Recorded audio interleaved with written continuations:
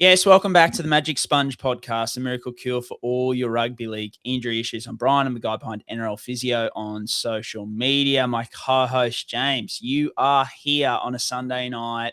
It's the biggest show of the year. It's Froths and Fades. It is our SuperCoach special, both draft and classic. Probably my favourite show of the year, and I'm sure it's your favourite show of the year too, mate. We also have just a wonderful day planned tomorrow for the Super Bowl, which is good. We've both got the day off work. We'll be cheering on, hopefully, my Seahawks to get a win. It's just going to be a good 24 hours, I think, mate. Brien, the adrenaline's pumping for tonight, especially in the Super Bowl with you tomorrow. But I've got this Broncos Grand Finals kit straight out of the box today. I ordered it in September as soon as it was allowed to be ordered through the Broncos merch shop. And it literally took about 6 months to get delivered. So not great by the Bronx there in terms of their delivery turnaround, but it is clean. It is fresh. It's feeling pretty good. Obviously, we'll talk a bit soon about the Payne Haas stuff. But yeah, best night of the year tonight to talk Froths and Fades. And as always, we're joined by Simo, one of the OGs. Oh, mate, good to have the you, Simo. the Jermaine Asako is a good late round pick. Fame Simon Kurtz, best draft experts, head expert, I would say, just to slag off your other co-hosts, mate. Yeah. Just get rid of them. But mate, really good to have you. Keen to talk some people we like and also some we don't as well. Yeah, likewise, boys. It's a pleasure to be on for. I reckon it's the fifth year we've done this, fourth or fifth year. We're getting close to that now. So probably 4, because I reckon you did Jermaine Asako your first year. Then this is how I know how many years it is, because it was Jermaine Asako, then it was Tommy Talau, then it was Adam Dewey last year. So we're back to you, mate, for tonight. No pressure. Pressure's on, and rightfully so. I can't keep living off one call for the rest of my life as much as we try. But look, this is, as you guys were saying, this is a ripping show. Just the three of us just spinning some yarns, talking about guys we like, guys we don't like. Sometimes we agree, sometimes we don't. It's it's all good for the listeners out there just to jump on board a few opinions and just back whoever they want to back in on SuperCoach draft day or classic if that's the game you're chasing. So it should be good night, boys. Very keen to dig in. Now, usually we'd go straight into the show, but look, I'm sure there's going to be, and I'm sure we could do a 2-hour podcast just on, especially how James feels about this. But James, when I say we, the listeners, but also I've had to sit here since, the grand final day and just listen to you dribble on about how good the Broncos are. So I feel like I want to get at least a little bit of cash back, because now, the best forward in the game, Payne Haas, is off to the Rabbitohs. So give me your takes and elevator pitch as much as possible. But I think you've got a bit of in classic James fashion, a bit of a tinfoil take on it as to why it's occurring. You're dead right, Brien. And I guess for everyone listening, you're probably sampling my tears. And that's fair enough, because I've carried on a bit, to be honest. So I probably deserve what's coming my way. Firstly, Payne Haas, what a career at the Bronx. And he's going to do amazing things at the Bunnies, I'm sure. The one thing where I'm getting really, really dribbly with this, though, Brien, because as with every decision that gets made in NRL circles with play movement, I always look at the manager. What's the manager doing? Where does it ladder up to? How wide does this net go? How deep and conspiratory can we get with this? So what I did when I was delving into this afternoon was I looked at, okay, who's Payne Haas's player manager? So there wasn't anything that super sort of came to light there, but then I jumped onto an article that quoted his manager in 2023, where this was the Broncos, are we staying? Are we going? Are we staying? Are we going? And then it mentioned in the article that Payne had interest in jumping cross codes at that time, and then also cross codes into boxing. And his manager at the time said, Coda Nasser is someone that we could reach out from a boxing point of view. Now, Simon, I know that Coda Nasser will perk your ears up very, very well, because as we well remember, Coda Nasser was the player manager behind Sonny Bill's exit from the Bulldogs and his subsequent return to the Roosters. So where I went was, I think with Sonny Bill, he's the moving piece here that we haven't heard a squint about, because this is the thing about Payne Haas situation that's so weird. The money's the same. There's no extra incentives there that you can see. It's not a better situation. It's probably, there might be a coaching situation there, but Wayne Bennett's 76. So what are we looking at here? So everyone's sort of like, what's going on?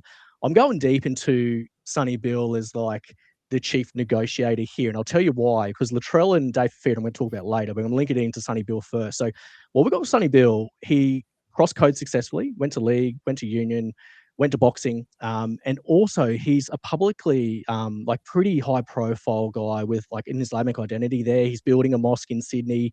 He's based in Sydney. Hello, South Sydney. Where's Payne Haas going? So there would be like a guy who's culturally grounded, who's also got some really good connections there to start with. So that's probably a good opportunity for Payne to go, well, here's Sonny Bill. He's done it this way. And Sonny's openly said in the media, there's no such thing as loyalty. You know, your league career is only short. Your footy career is only short. So I wonder if Payne's sort of had a little bit of a discussion in someone who's like-minded and might have some similar sort of links to player managers and things like that. So there's a bit of an ecosystem there with Coda Nasser and his agent with the media and sponsorship and branding and post-career stuff there as well.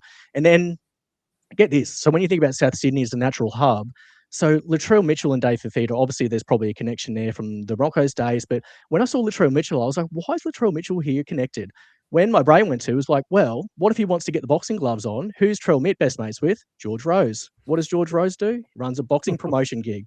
So there's a few things I'm like, maybe Payne Haas is just playing the long game here. And instead of the R360 angle, maybe he's looking at his career as a bit of a Sonny Bill trajectory sort of type thing. So there's this like peer influence, there's a destination into Sydney, there's player managers to get the mechanics done behind it. There's obviously, you know, Sonny Bill that's been like the archetype of this sort of projection across codes and with that cultural lens on it. It's very vibey and it's very tinfoily, but I wonder if we're sort of bringing in a conspiracy theory with Sonny Bill and some player managers and maybe some boxing gear, getting him across the line to move into state, because otherwise, why would you leave the Broncos? This team's humming. They just won a comp last year. You know, he's got family based up here, to my understanding. It just doesn't really make sense. So I'm going vibey and I'm going something a bit left of field. Boys, what do you think? How far am I off the mark there? How much have I connected the dots there? Is it too loose? What do you think, Simo? Simo, you is that something one, that you mate. think is way off? Because I think there's a lot of connections here. I'm just sensing something. That's all I'm sensing.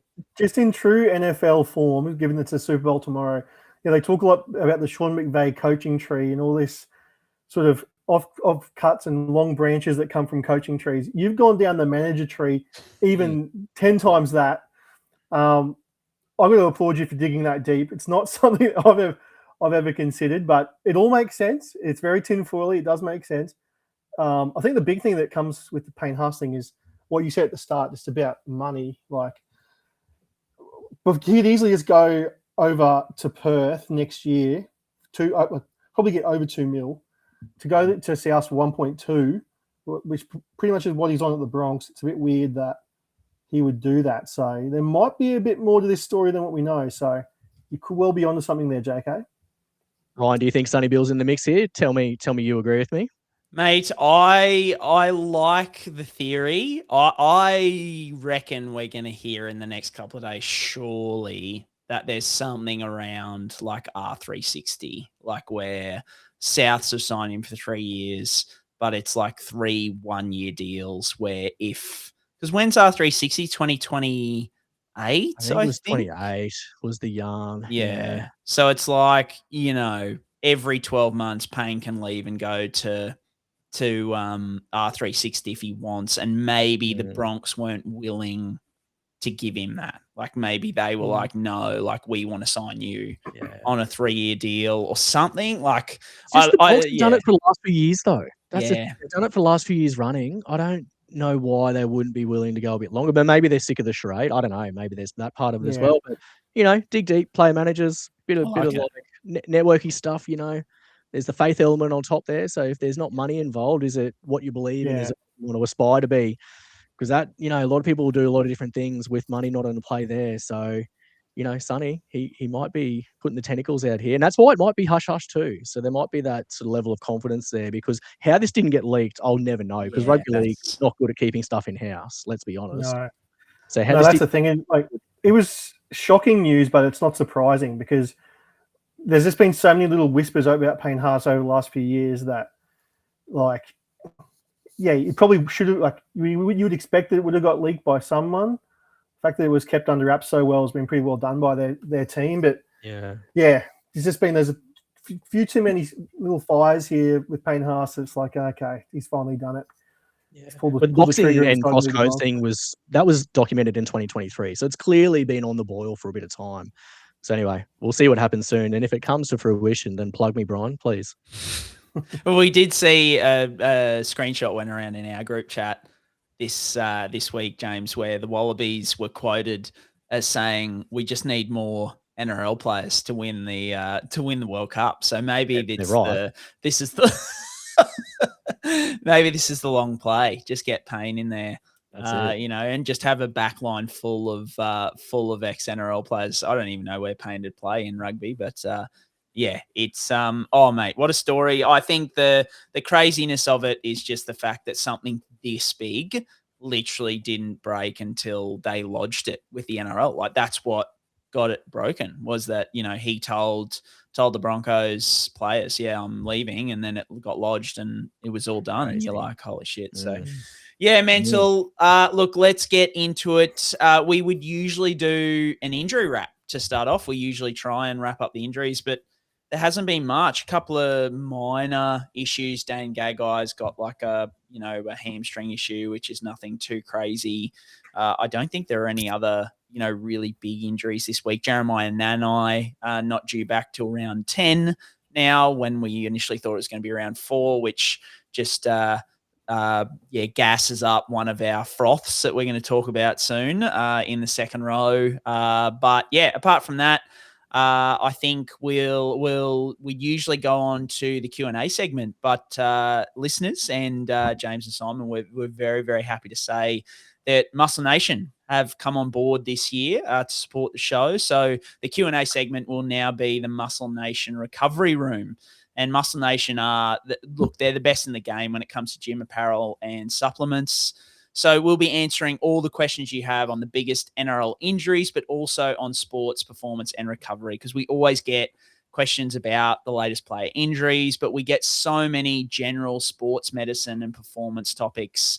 I think we've, over the time, that's probably what started our Tinfoil Take segment around all the different things that come out in the sports medicine world as well. So, look, we're looking forward to using the Muscle Nation Recovery Room to answer all of your questions this year. And a big thanks to Muscle Nation for coming on board and supporting the show. It's, really great to have them on board, James.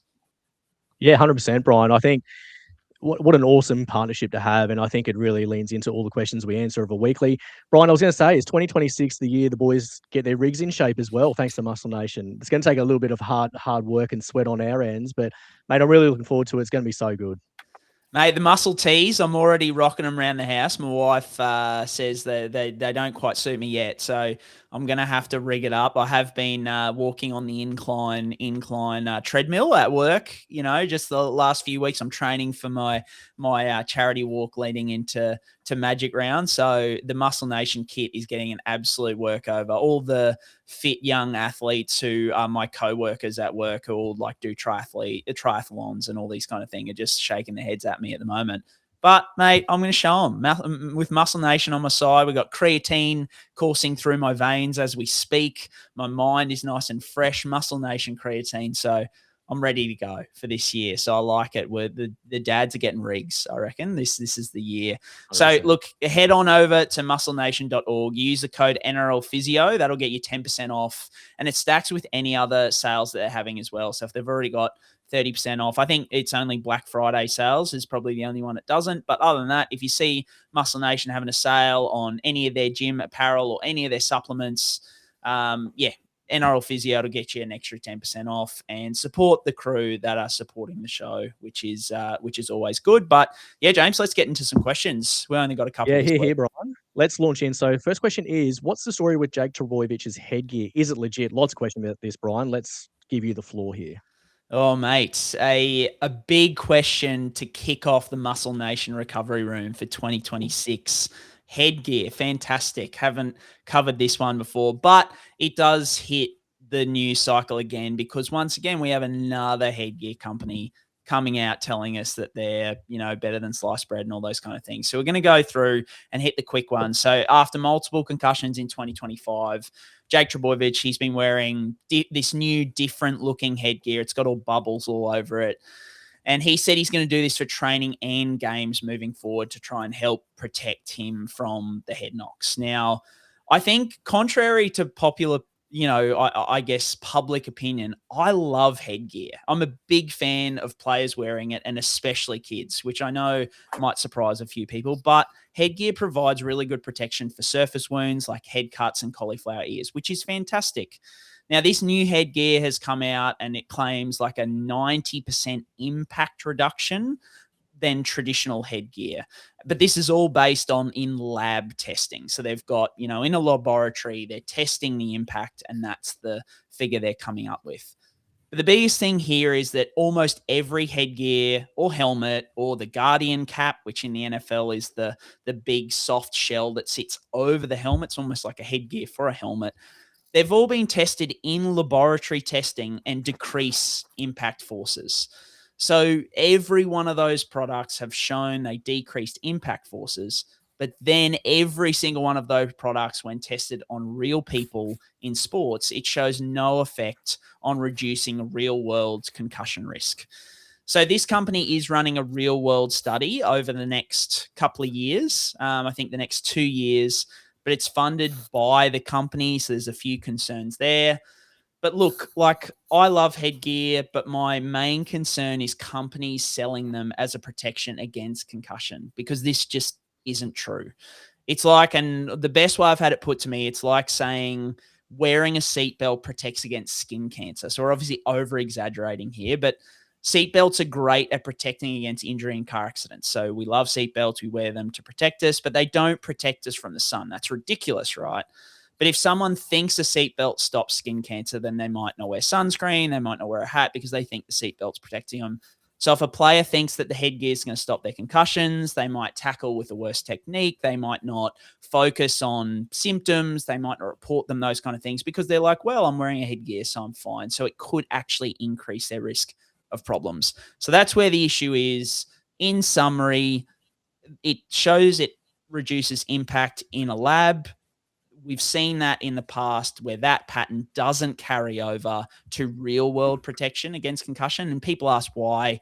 It's because headgear and helmets can't protect against the rotational forces that occur in the brain during these kind of hits. But overall, hopefully this is the headgear that fixes it, but I just don't know whether it's going to. So hopefully I can chop all that up into a nice video and put it out on social media to answer everyone's questions, James, because we get asked this every year.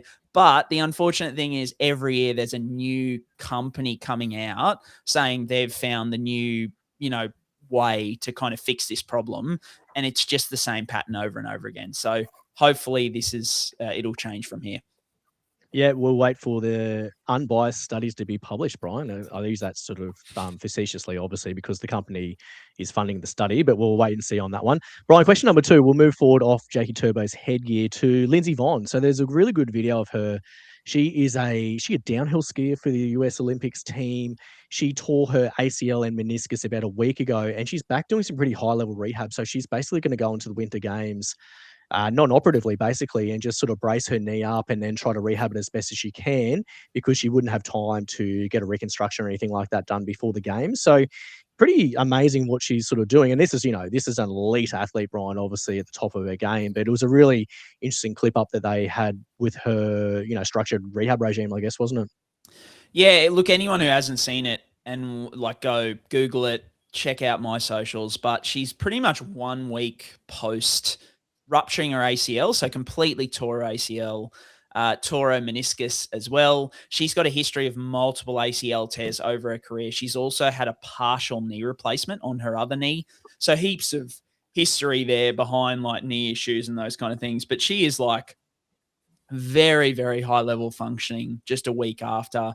And people are going in the comments, in my comments, certainly it was oh, she's on roids, she's on peptides, all these kind of things. We go straight there. There's no way it's completely torn. I think she's called out a couple of the versions of me in the States. There's a couple of big docs and stuff like that who analyzed the stuff. And they were and this is where I love medicos, trying to say, oh no, this is what there's no way she's doing that because of this, this, and this. She's actually commented on their posts on Twitter being yeah, it's completely ruptured. I don't know what to tell you. It was completely fine a week ago. And you saw the mechanism was rough as, like, it was an ACL mechanism. So yeah, just like, how is she doing it? I think like elite athleticism. I think that, like, if you know downhill skiing, you're in like effectively a squatting position and going at ridiculous kilometers an hour or miles per hour, whatever they say, down the slopes. So their legs are just ridiculously put together. Like the strength of the hamstrings and the quads would be immense. The other thing is, it's not like inherently like a unpredictable change of direction sport. There is, going to be some issues with, as you turn corners and those kind of things, but you can see what's coming in front of you and you are kind of planning for that. So I think that comes into it as well. The knee brace is going to help too, which you can't exactly wear out on a football field or anything like that. And overall, I think her past injuries actually help her here, James, because she probably has knees that are used to not like functioning with not really good structural integrity, right? Like, she's got a partial knee replacement on her other knee. So it means her muscles have had to work extra hard anyway. It's just a ridiculous story. Like, I don't want to like downplay that. Like, this is just, yeah, one of the most amazing sort of sports medicine things that I have seen. But the other component to say is she's doing it at a very high risk of further injury. Like, but she's accepting that. She's like 41. She's come out of retirement to do this Olympics, has had this injury. So she's like, she's a roll of the dice. Like, it's like Cooper Cronk with the fractured scapula in the grand final, right? Like, that's kind of my take on it. What about you? Have I missed anything there necessarily? No, I don't think so. I think, the thing is, like, she's a high level athlete from a proprioceptive sense as well, because her dynamic balance is just so elite that even though your ACL has like a really big proprioceptive function, it probably doesn't matter too much because she can compensate elsewhere. She's got elite, lower back, hip, knee control. It's just, it's elite athleticism like you've never seen. So it's pretty cool, pretty good watch, Brien, I would say. All right, they're the two questions we need to get through, Brien. So we need to launch into Froths and Fades, the best night of the year, the best show of the year for the Magic Sponge.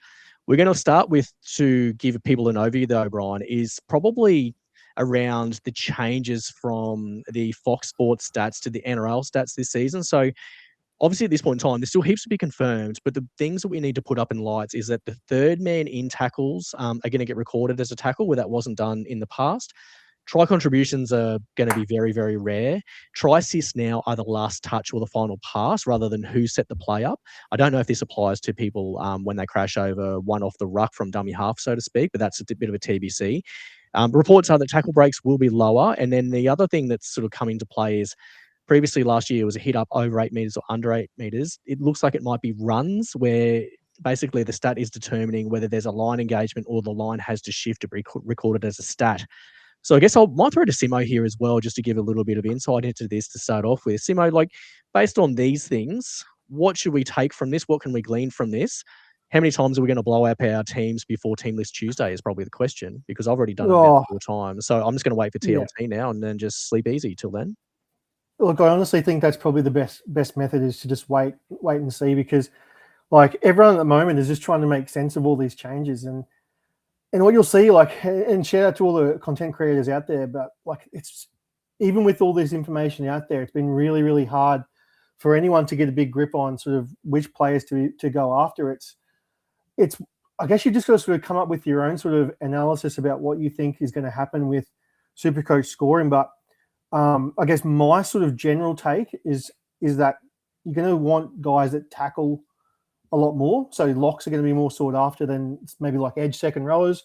Hookers are going to be a little bit more valuable because obviously they make big tackle counts in the middle. So tackles are predictable, so you're going to chase that. I feel like centers will gain a lot of value as well, because obviously one pass leading to a try assist is going to help them, because there's less conjecture about whether a fullback is swept on the play or whatnot. So centers get a massive boost, hookers get a massive boost. The big thing for me is what to do with fullback and people who play in the halves positions, because if centers are going to gain these assists, someone's going to lose them. And fullbacks were probably going to lose out quite a lot here, because if they run a good block shape, execute their play really well, create the extra man, it's just gone through their hands, fullback, centre to winger. Obviously, centre's going to get those points now, and fullback's going to miss out. So I was sort of mentioning on the BDE podcast on Tuesday, like our sort of consensus was that you're going to really be chasing fullbacks that you're going to need to rate their passing games quite highly. I feel like I would feel uneasy, especially in draft, having a fullback that I don't think can hit like that 2-on-1, hit that winger with a cutout ball, like Drinkwater over the top. And you have to be pretty harsh, I think, in terms of who you look at for players. Like we know Walsh can do it, we know Turbo can do it, we know Drinkwater can do it. Yeah. So what you're saying, Simo, what I'm hearing is that Sam Walker should be your first picked player because he throws the best Harbour Bridge in the entire Harbour game. Bridge. He does love a Harbour Bridge. He does.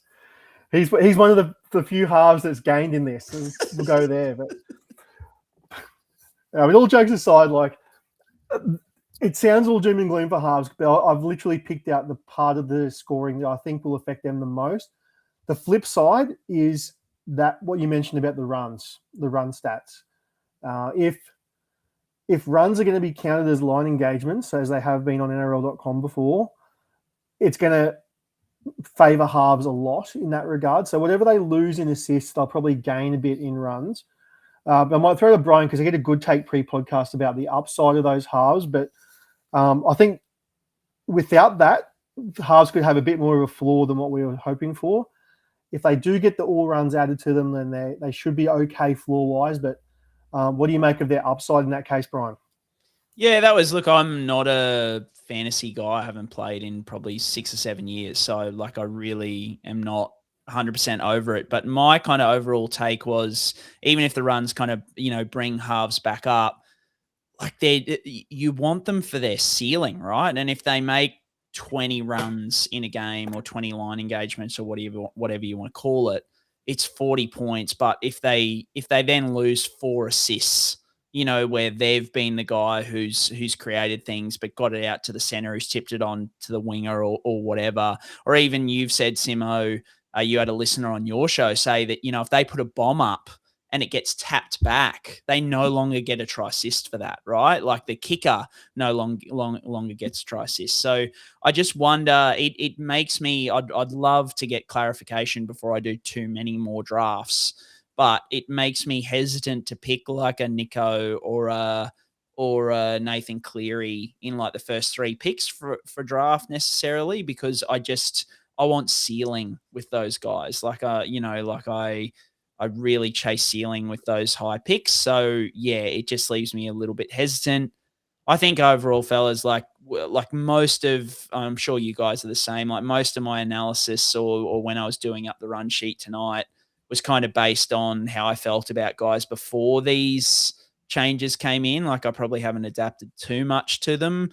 So all I'll say is if I get any takes wrong tonight, it's purely because of the stat changes and nothing to do with like my judge of a footy player, my injury analysis. I'm just putting it all back on the stat changes. And I'm sure you boys will be the same. You're the English cricket team, Brien, with the moral victories here, and just void the series because something happened that I didn't like. So we'll take that into consideration. Righto, boys, let's launch so we can get stuck into things now and talk proper. We're going to start off at the hooking positions. We're going to talk froths for 2026. Brien, who are you frothing on this year? Mate, before I get into the froths, I just want to say, and I didn't plan this at all, but in between I answered that question about Lindsey Vonn and then you started talking about the stats, my phone went bonkers. She literally just crashed and got medevaced in a helicopter. Oh,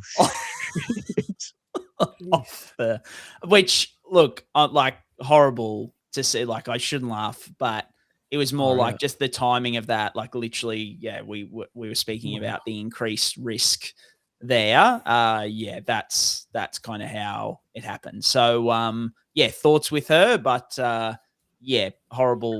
horrible timing, crazy timing. Well, but we've started on a downer there, Brien, haven't we? Sorry, mate. I just had to mention it because I'm like that. For us to go from that, it literally happened just as I was going.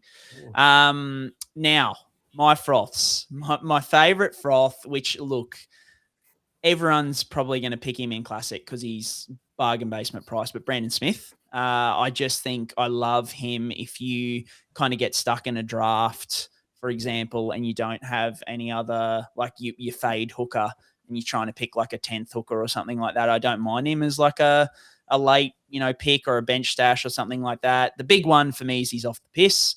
He's talked about he's giving away alcohol for the moment. The rig, we love a rig-based selection. The rig is looking very schmick.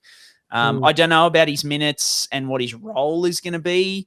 But like once again in Classic, you're paying $230K for him. So I'm happy to roll the dice on the rig and being off the gas.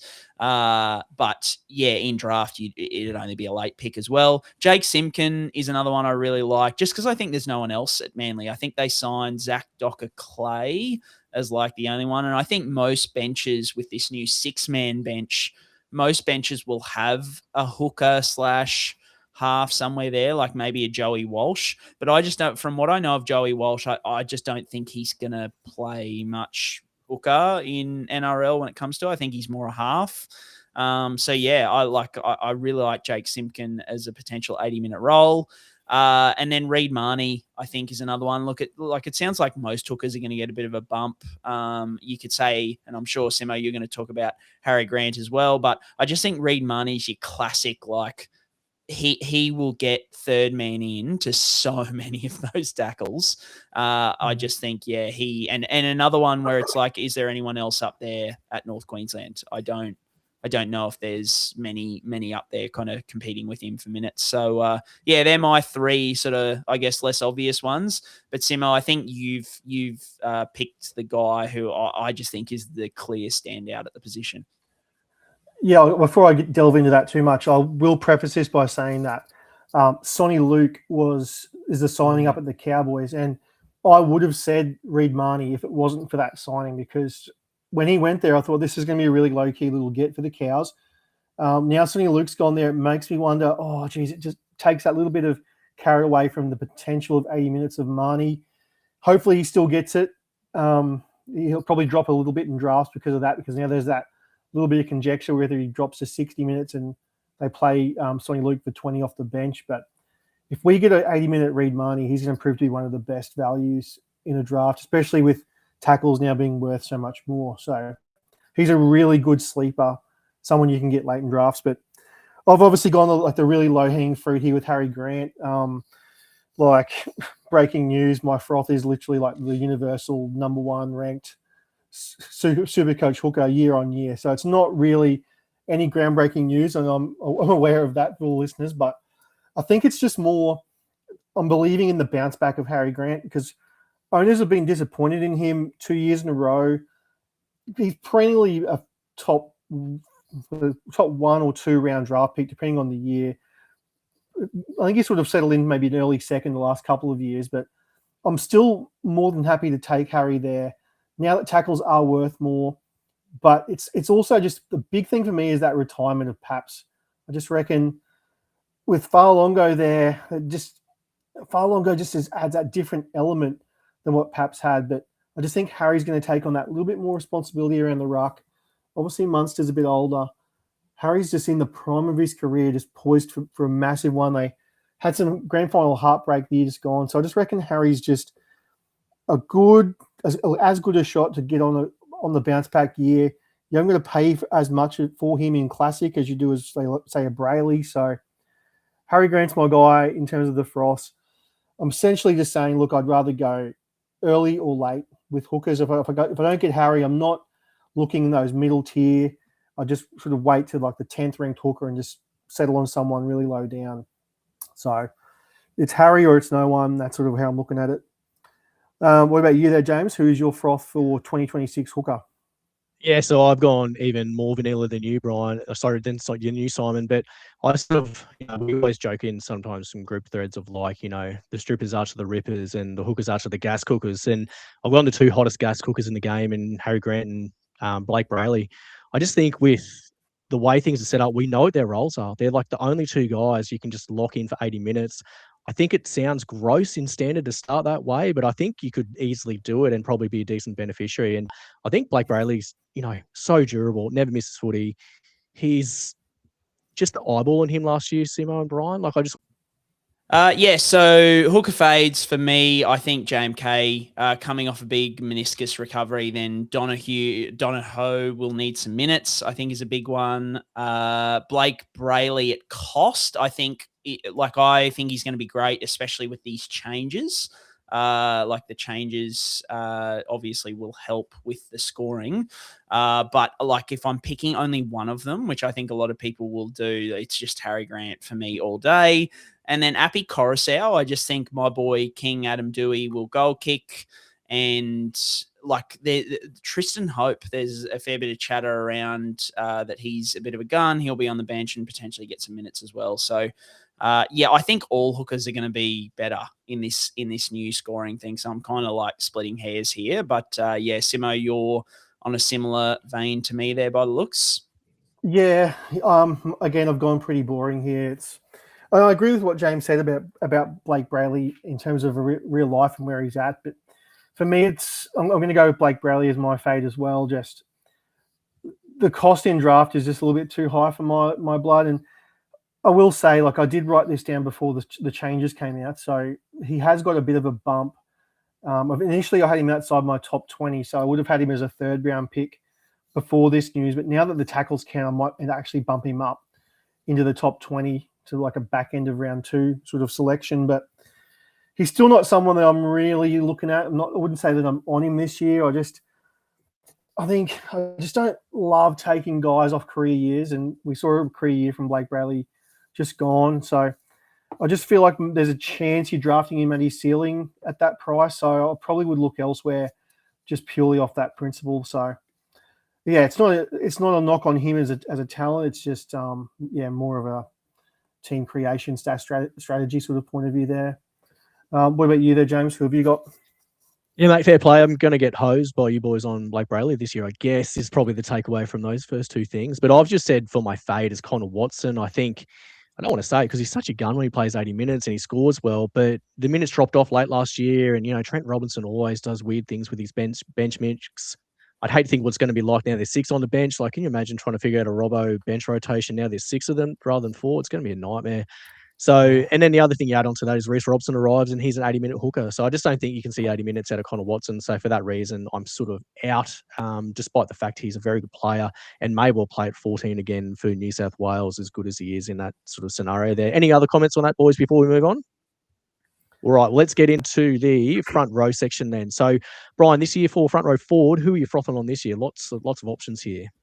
Yeah, look, for me, I think, and even with the Payne Haas news today, I think Keon Kalamatangi, I just don't think there's any reason for Souths to limit his minutes with him moving on. I've got minimal concerns off the back of the ankle and knee surgeries. In that vein, Payne Haas as well. Obviously the new scoring, but there's just no reason for Madge not to just work Payne into the ground this year. And I think I'm on a similar vein with Keon too. I just think both those guys are going to get absolutely, just not taken off the field by their clubs and just try and do as best they can. So both those guys I'm pretty high on. Can't go through front row froths without mentioning Jaman Hopgood, good wide bay boy. Just finished the year off well last year. Obviously a lot better off the back of the back issues he was having early in the season. The only concern there is the Eels have brought in Jack DeBellin. They've got quite a few middles there. So I'm a bit worried about the role, but in terms of health, I like Hopgood for a bit of a bounce back. The big one for me that I love in kind of that mid-range is Toby Couchman. I just think he played with that shoulder hanging by a thread in so many games last year. He averaged 68 in games that he didn't suffer obvious aggravations. And by obvious aggravations, I mean where it's subluxed or anything like that. So you could argue that not only, did he average 68 in healthy games, but even in those games, he probably wasn't at 100% health either, because he's having to deal with this shoulder that isn't at 100%. So I love Couchman. I've been really targeting him as like my first front row or second row, especially with these new changes as well, more tackles there. So I think he's going to be excellent this year. A gut call, Isaiah Papali. I just think talent has to take over there. Like, I know he was starting off the bench later in the year, Scott Sorensen, but I just think that has to flip, right? Like IPAP just has to be starting on the field and playing big minutes. So I like him as a bit of a gut call. Like, surely it's time for him. And then the two like cheaper, like popular front rowers, Tom Flegler and Taniela Paseka. We spoke last week about how I'm not super concerned about Flegler from a physical standpoint. It's more like re-injury. The main concern with Flegler is like how he fits into that Dolphins pack. But for example, say in a draft setup, I love picking him up as your second front rower or your bench front rower. And like you boys, I'm sure are the same. Like, I always draft on the belief that I'm going to make the finals. Like, I'm going to be there in the finals. Yep. So like, I don't care if Tom Flegler or the next guy, Taniela Paseka, are a little bit quieter. Like, if I can get them really, really late and just plug them in, and then by mid to late season, they're putting up like a 60 average, and I paid nothing for them on draft day, that is like the perfect front row draft pick for me. But the only thing I would say once again is maybe that changes a bit with the way the scoring is this year. But yeah, I really like the idea of plugging them in as your second front rower, and just knowing that, okay, maybe with Tom Flegler with the role and Paseka, maybe a little bit with the Achilles, but he's had the full off season to kind of get over it. So like, I'm still pretty confident both of them can get you 40 to 45 to start with, and then build towards like a 60 average as the season goes on. And maybe with this new scoring, it can be even higher. So that's where I'm at with those guys. Simo, who are you frothing at front row? Yeah, you had some good names in there. I do like the Paseka shout. I think a lot of front row, it's all about that opportunity. And you look at teams that have that chance for minutes. Paseka definitely ticks that box. I think he's a good shout. My two options here that I'm going to go with are very similar vein. I'm going to start with probably the higher drafted guy first, and that's Stefano Utoikamanu from Melbourne. Just a bit of an enigma, old Steph, so far in his career. He's obviously promised more than he's delivered up until this point, but just towards the back end of last year, he really kicked on, and those people that most likely picked him up off waivers or traded for him super low would have rode him almost to a championship the back end of last year. So just a few stats on Steph, like first 14 games, if you look at 48 minutes being sort of a good amount of minutes for a front rower, first 14 games he played 48 minutes on the dot once, and he played more than that only once. He's got a 51-minute game in there. So essentially 2 games out of the first 14 where he got 48 or more. After that point, the next 8 games, he got more than those minutes 6 times, 6 out of 8 on the run home. And his scores just ballooned massively after that. So you look at the loss of Eli Katoa at Melbourne, and what I really like about the situation for Steph is that Sean Bloor stopped playing 80 minutes then at last season. So they have got question marks, to say the least, on the edges. So there's a real chance where they don't have 80-minute edges, the Melbourne Storm, which is weird to say.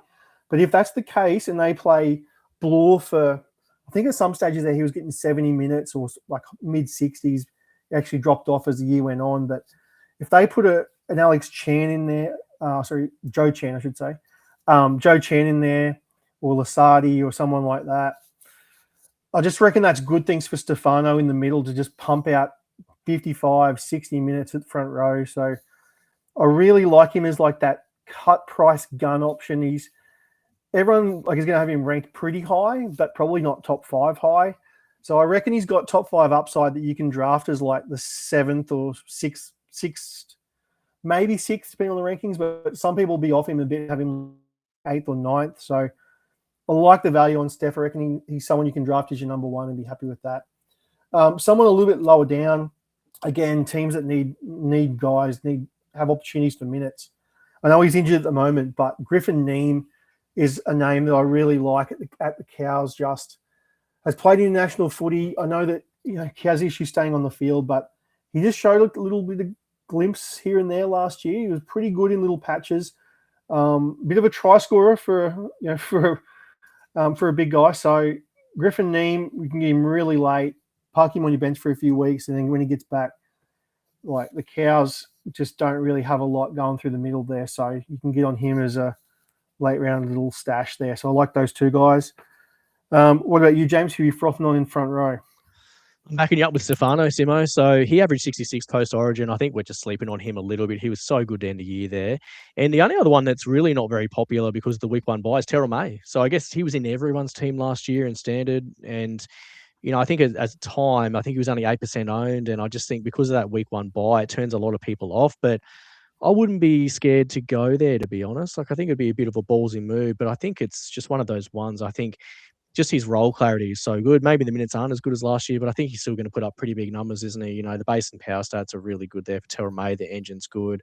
The Tigers are still on the improve as well, so they're going to have to play those guys sort of bigger minutes there as it goes on. Righto, Brien, we're going to go into the fade section of the front row forward position now. Who are you fading a little bit this year? Mate, for me, Mitch Barnett, I think you could say, I could enact the Tino rule from last year where throb is throb off ACLs, but I just feel like he's coming back to such a stacked middle at the Waz, and also he's pushing to return for round one. So in other words, it's not like he was fit earlier in the offseason like the likes of Tino and Pat Carrigan before him were. They had much of the offseason to kind of build to that performance, whereas Barnett's kind of really pushing to return to that 9 months around round one. And look, like you could say the same with like Tom Flegler returning to such a middle, but I think it's the costs, right? Like you don't have to pay much for for Flegler in Classic or in draft, but I just think Barnett's going to come with that price tag. And then maybe this is a homerism take for me, boys, but I've seen a lot of chat about All Blacks Tafa, I think is how it's pronounced. Guys, there's a lot of stuff. He's a maniac. He's got fire in the belly. He's exactly what the Bronx need in terms of like this fiery, explosive forward. I don't know.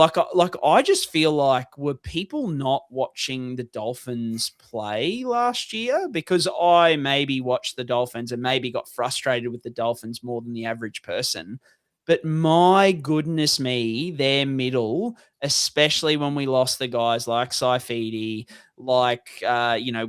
Max Plath, these kind of guys. Mate, Tafa really struggled to hold down that middle. I think the Finns had one of the highest percentage of their tries scored from beyond the halfway because our forwards just never gave us good field position. We got gutted up the middle so many times, and so many times it was from guys like Tafa who were lead foot at marker, just stuck there. And it was so hard to watch. Like you're sitting there and like Mark Nichols would go off and I'd be like, oh no, please come back on Mark Nichols. Like that's kind of the state we're at. So like maybe a change of scenery is going to do him the world of good, but he's also 26. Like it's not like he's some young guy who's like, gone under the radar and maybe he's going to explode. I don't know. Maybe it's me. I mean, before I throw to you, Simo, I'll just throw to James just to kind of, I guess, be able to level me out. How up and about are you about Tafa coming in? Am I overreacting, or what were your thoughts? Look, I'm very opposite to you, Brien, because I saw what Madge did with Gemmet Shibasaki last year, and I'm just like, well, because that happened once, then it's going to happen forevermore. So in Madge we trust, as we've always said on this dear podcast. And it's just funny, though, because last year all the chat was Shibasaki. And we had lots of yarns on this podcast saying there's no way. It's just there's too much smoke here. Do you know what I mean? Like Ben, like Dobbo's on the podcast with Kevy, chatting it up, and like all the courier mails slurping it. I just think it's probably going to happen. And what remains to be seen is how he performs. But you know, if it's happened once, it's just going to keep happening. He's only got to beat out Jack Gachevsky to win an edge roll at the start of the year. So it's not a hot contest there, really, in our edges, that's for sure. But yeah, like my biggest thing with it is like all this stuff about, he's got fire in the belly and stuff like that. I feel like pretty much all he did last year, and the thing that he's most notable for, was like fighting Spencer Leniu, which I'm sure you remember. When they were down by 30. Yeah. He got real fired up when we were getting absolutely smashed and fought Spencer Leniu. And I'm like, yeah, well, that doesn't just make some tackles or some meters, champ. Like, let's redirect it. So, yeah. Anyway, who are you fading, Simo? You taking on James? Yeah, this was one I wrote definitely before the stats coming in. This because Terrell May could be one of the bigger beneficiaries in terms of the tackle stats being more generously awarded. So I was going to say Terrell May before that, so I'm going to flip it over. I might go with Joey Tarpany instead, because he's just someone that, as an owner of him last year, he was unbelievable. Like in terms of attacking stats when he needed them, scored tries late, set up tries late. Always found a way just to do enough. And I know that's sort of his go, but given the fact that he's got around 26 buy, I just don't love the value of taking like a Tarpany sort of early round 3 or even mid round 3. I just don't love it, which is probably where he's going to be going. So, yeah, this is sort of a gut feel, I guess. You need to make a decision on Canberra players in general in terms of SuperCoach draft this year, because you're either someone that just puts a red line through Raiders players because of the buy, or you're someone that just ignores it and goes, look, I'll sort it out when I get there. I'm sort of someone that can see both sides of it. I look at it more in terms of like the high-end draft picks. So like Tarpany's, Huddy Young are like the highest-end drafted Raiders players that you're sort of looking at. So they're the ones that I sort of have a bit of trepidation about in terms of drafting. So yeah, when I look at Froths in terms of front row, like I think there's a lot of good value. I just don't want to be spending a third round pick on a guy that, I think is going to struggle to replicate the attacking stats he had last year, and B, that GF in round 26, or so that buy in round 26, so in the SuperCoach GF. So yeah, just crossing my little red pen straight through Joey Taps this year in terms of in terms of a fade. So that'll be mine for this year. James, who are you fading here? No pushback from myself on Joey Taps there, Simon. I think it's all pretty good points that you bring up there. I've got two Finns here, sorry, Brien. So I've got Dan Saifidi and Tom Flegler. I just think Dan Saifidi off the shoulder Rico. He's in a stacked Finns forward pack, and Flegler in standard. I just don't know if I'm going to start necessarily there. I just want to see it and I want to see what the minutes look like. It obviously depends on what cheapie's kicking around before making those decisions. So, but yeah, I'm not too strong either way. I think if you want to start Flegler, then fair enough. I just want to see what the Finns look like more than anything else, because they're really deep this year, Brien. Like I think last year they were just absolutely decimated, and now on paper, you look at it, you're like, far out. It's actually like a lot of guys who you can play pretty big minutes, and there's going to be some quality players who miss out on game time. So I just wonder if it's a bit of a share situation there for the Finns, where there might not be that many hours. I think if you held Flegler longer term, it probably works out for you, especially in draft. But I think in standard, I don't know if I'd necessarily start there, would be my gut feeling. Brien, we're going to move off the front row forwards into the second row forward position now. So who are you frothing on this year at second row forward?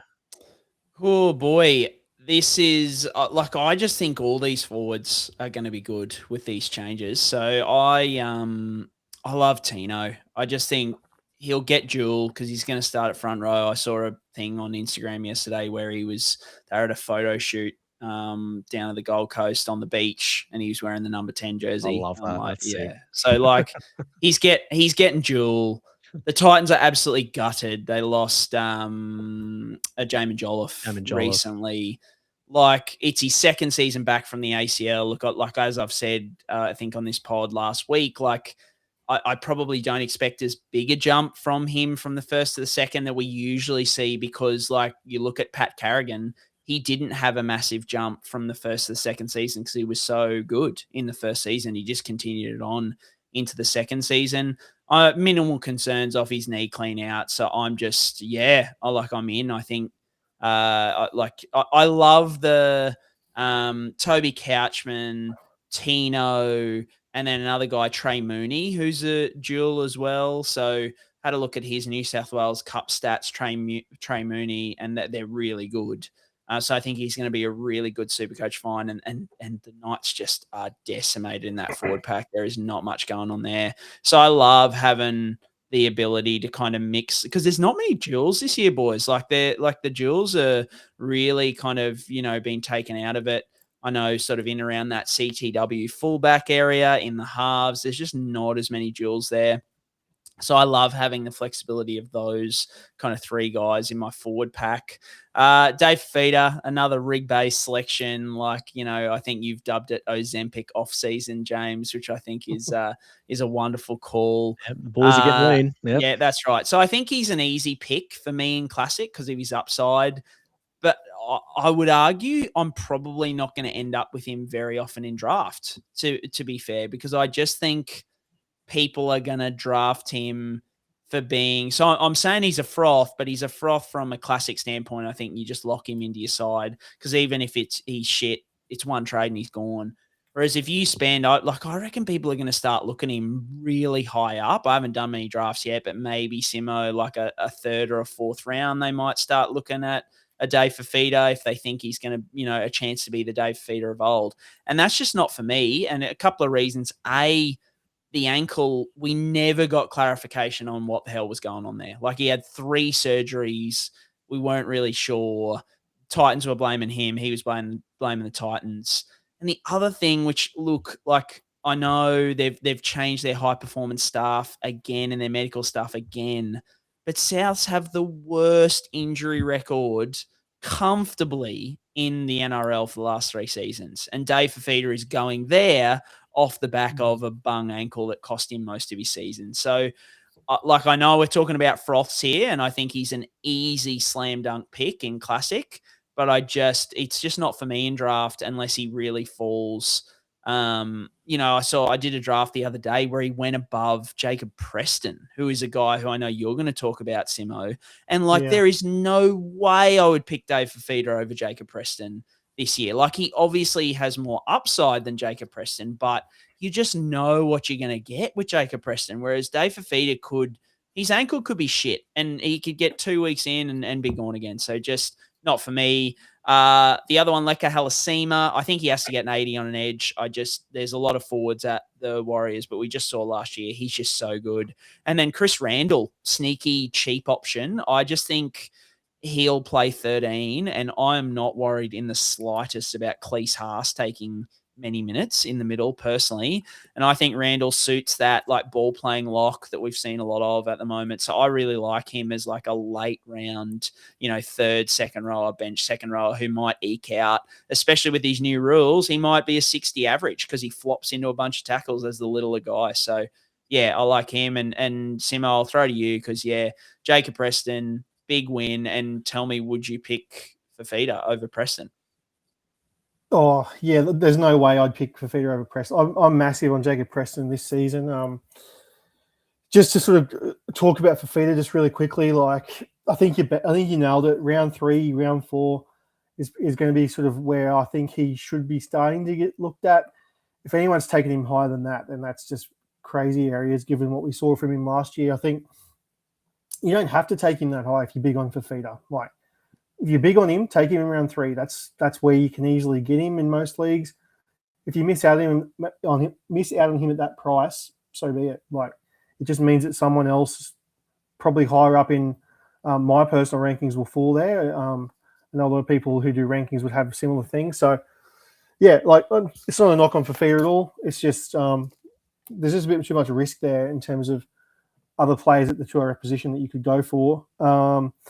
So, yeah, Preston, I suppose, I'll just talk to him in a second here. When I first did my rankings, I had him second at 2RF, which is super high because I know the Hudson Young has come off the year that he had. There's a lot of chat for Gussie Crichton to bounce back. Obviously, we just talked about Fifita as well. So there's some big-ticket guys in the 2RF But when I look at Preston, just you're looking at guys who are having that right career trajectory where they're like highly touted as youngsters, have come in, looked every bit as advertised when they get to the NRL, which Jacob Preston has done. He hits a hole as good as anyone in the game, if not the best in the game. He's right up there. So look, when I'm looking at 2RFs in that top 4 or 5, he's just a guy that I look at every time. I just tend to gravitate towards him just for whatever reason. I know that maybe he doesn't base quite as much as some of the other guys, but just that attacking threat is just way too good. We sort of predict the Bulldogs. Like, there's no real reason why they shouldn't be sort of sniffing around that top 4, maybe. But top 8, definitely, given what we saw from them last year. So I just look at Preston and go, this guy should be playing for the Blues, if not this year, next year. I'd rather be a year too soon than a year too late on a guy that I reckon is just a supreme talent. So I'd be happy to reach for Preston. I wouldn't love taking him at the back end of round 2, but if I was to take a second rower, if that's my strategy, then that's who I'd go for. But yeah, everyone's sort of different on where they like to draft their 2RFs. Personally, I don't like to go that high, but yeah, he'd be my go there. Guys later down that I'm big on, massive on Kai Pearce-Paul this year, boys, for whatever reason. I just reckon he was underutilized under Adam O'Brien. Shock horror. Going to the Tigers where they've got Benji just ready to let this guy off the leash. He's just got an offload to him that I don't think that we've had the chance to really see the best of. Whether or not he's actually capable of it or not, I guess we'll wait and see. But I reckon it's in there. I'd rather back it in than shy away from it because he's definitely got that range to him. It looks the likely type. So he was good in the Ashes. Don't mind. Yeah, he was. Right. Generally, he was good in the Ashes. Yeah, he was. And if he can do it against us, then yeah. I think he's a good enough shout. So I'm backing Benji. I'm backing Kai Pearce-Paul to be like a really good sort of middle round pick at 2RF. And then this other one, I'm a bit more hesitant to say just because I have been pretty vocal on the BDE podcast about my disdain for this particular guy last year. I know he's a favourite of yours, Brien, as a Finns homer, but like Tommy Gilbert, I just reckon, A, he's due some luck, but B, these rule changes, we talk about Isaiah Yeo and Paddy Carrigan, these sorts of tackle bots that have just workhorse roles. I reckon Tommy Gilbert's just has the potential to be like 80% those guys. Just you can have him 5 rounds later. I know he's probably going to play on an edge is the only thing. Like I'd rather him in 13. It looks like Donahue might get that 13. You've obviously got Fini Fuiaki there. So, yeah. Just have to see what happens there with Tommy Gilbert. Yeah, he got listed in the middle on Instagram the other day. So I'm hopeful. That he stays in the middle. But I just think like Lemuelu, Oren Keeley, Fini Fuiaki, like there's so many edges there. I really hope he gets put in the middle. Although once again, we got heaps of middles as well. So yeah, if he can get named at 13, I reckon he's a good value. 100%. All right, I think we're over to you, James. Oh no, hang on, Simo.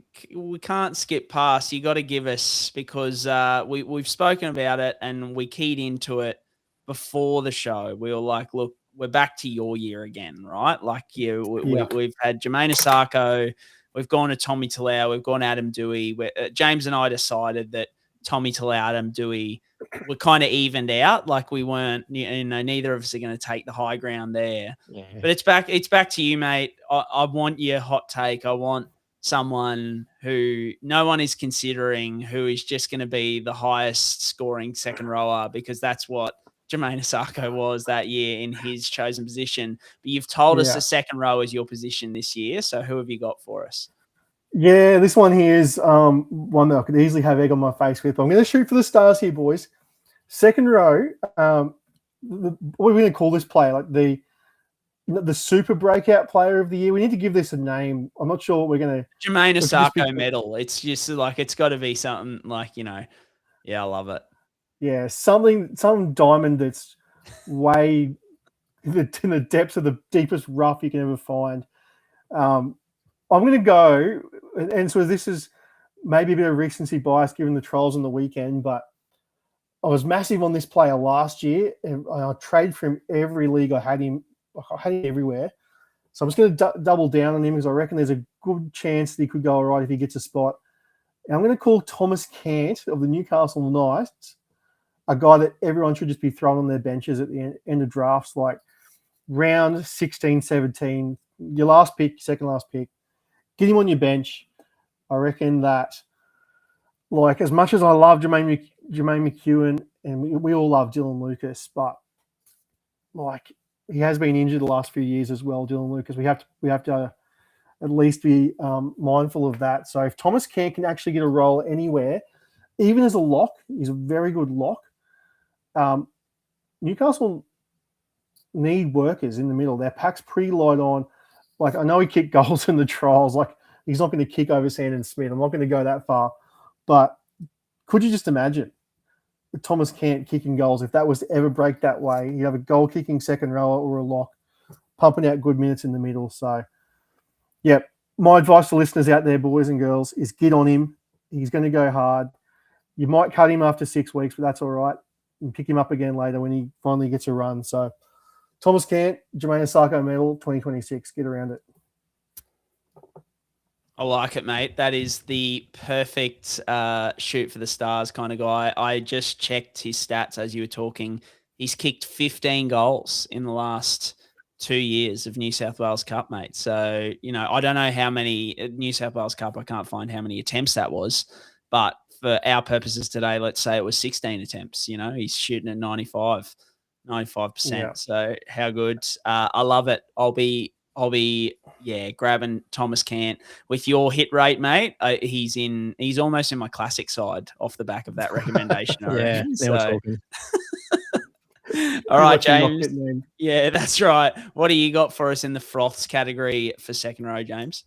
Yeah, I've got a few. I will say about Thomas Cant, if he's kicked 16 goals in 2 years, he might only kick 16 goals all years the way the Knights attack is shaping up. But, it's still some handy points. There might still be 60 points on offer across the course of years. No. So you can't go wrong with that. That's what I will quickly say, and I'll have to try and find it in our chat just between you and I, Brien, but I think it was last season I found there was a game in New South Wales Cup the year before, so it must have been 2024, where Thomas Cant scored a hat-trick and kicked a gazillion goals for the Knights in one of those weeks. And that's when I first got on him as like a SuperCoach gun, because I saw that this guy was like, he played centre for a little bit in New South Wales Cup, but also played a bit of lock, and just his stats were just through the roof. And I saw him kicking goals. I was like, get around this guy as Reece Martin 2.0. So I'm going to say 2026 is about that breakout pending. So let's get on it. My God, that's Corey Parker music playing in the background there. People Craig say Fitzgibbon. as they see a goal-kicking second rower. Yeah. I rate that. Right, I'll wrap up the frost here, boys. So I've got a few. So I've talked about Hyland Lukey on this podcast. I mentioned him last week. I just think, if Todd Payton likes coaching footy and he's on good money, then surely Hyland Lukey is his starting right edge. We've got Jeremiah Nano coming back in week 10, as Brien reported today as well. So I think he's now 15 months post ACL, all talents there. He was the first try scorer in that most recent trial. Hopefully the role and the minutes are there for Hyland Maluki. Even though the coach's situation is dead set diabolical, I would stash him in draft absolutely everywhere. And then another Cowboy, I've seen absolutely no love at all for Reuben Cotter. Doesn't matter what publication I've looked at or what stuff I've been just deep scrolling into. But what if there's a world where he just plays 80 minutes at 13 for the Cows and he's just an absolute tackle bot and he just pumps out really good scores for you?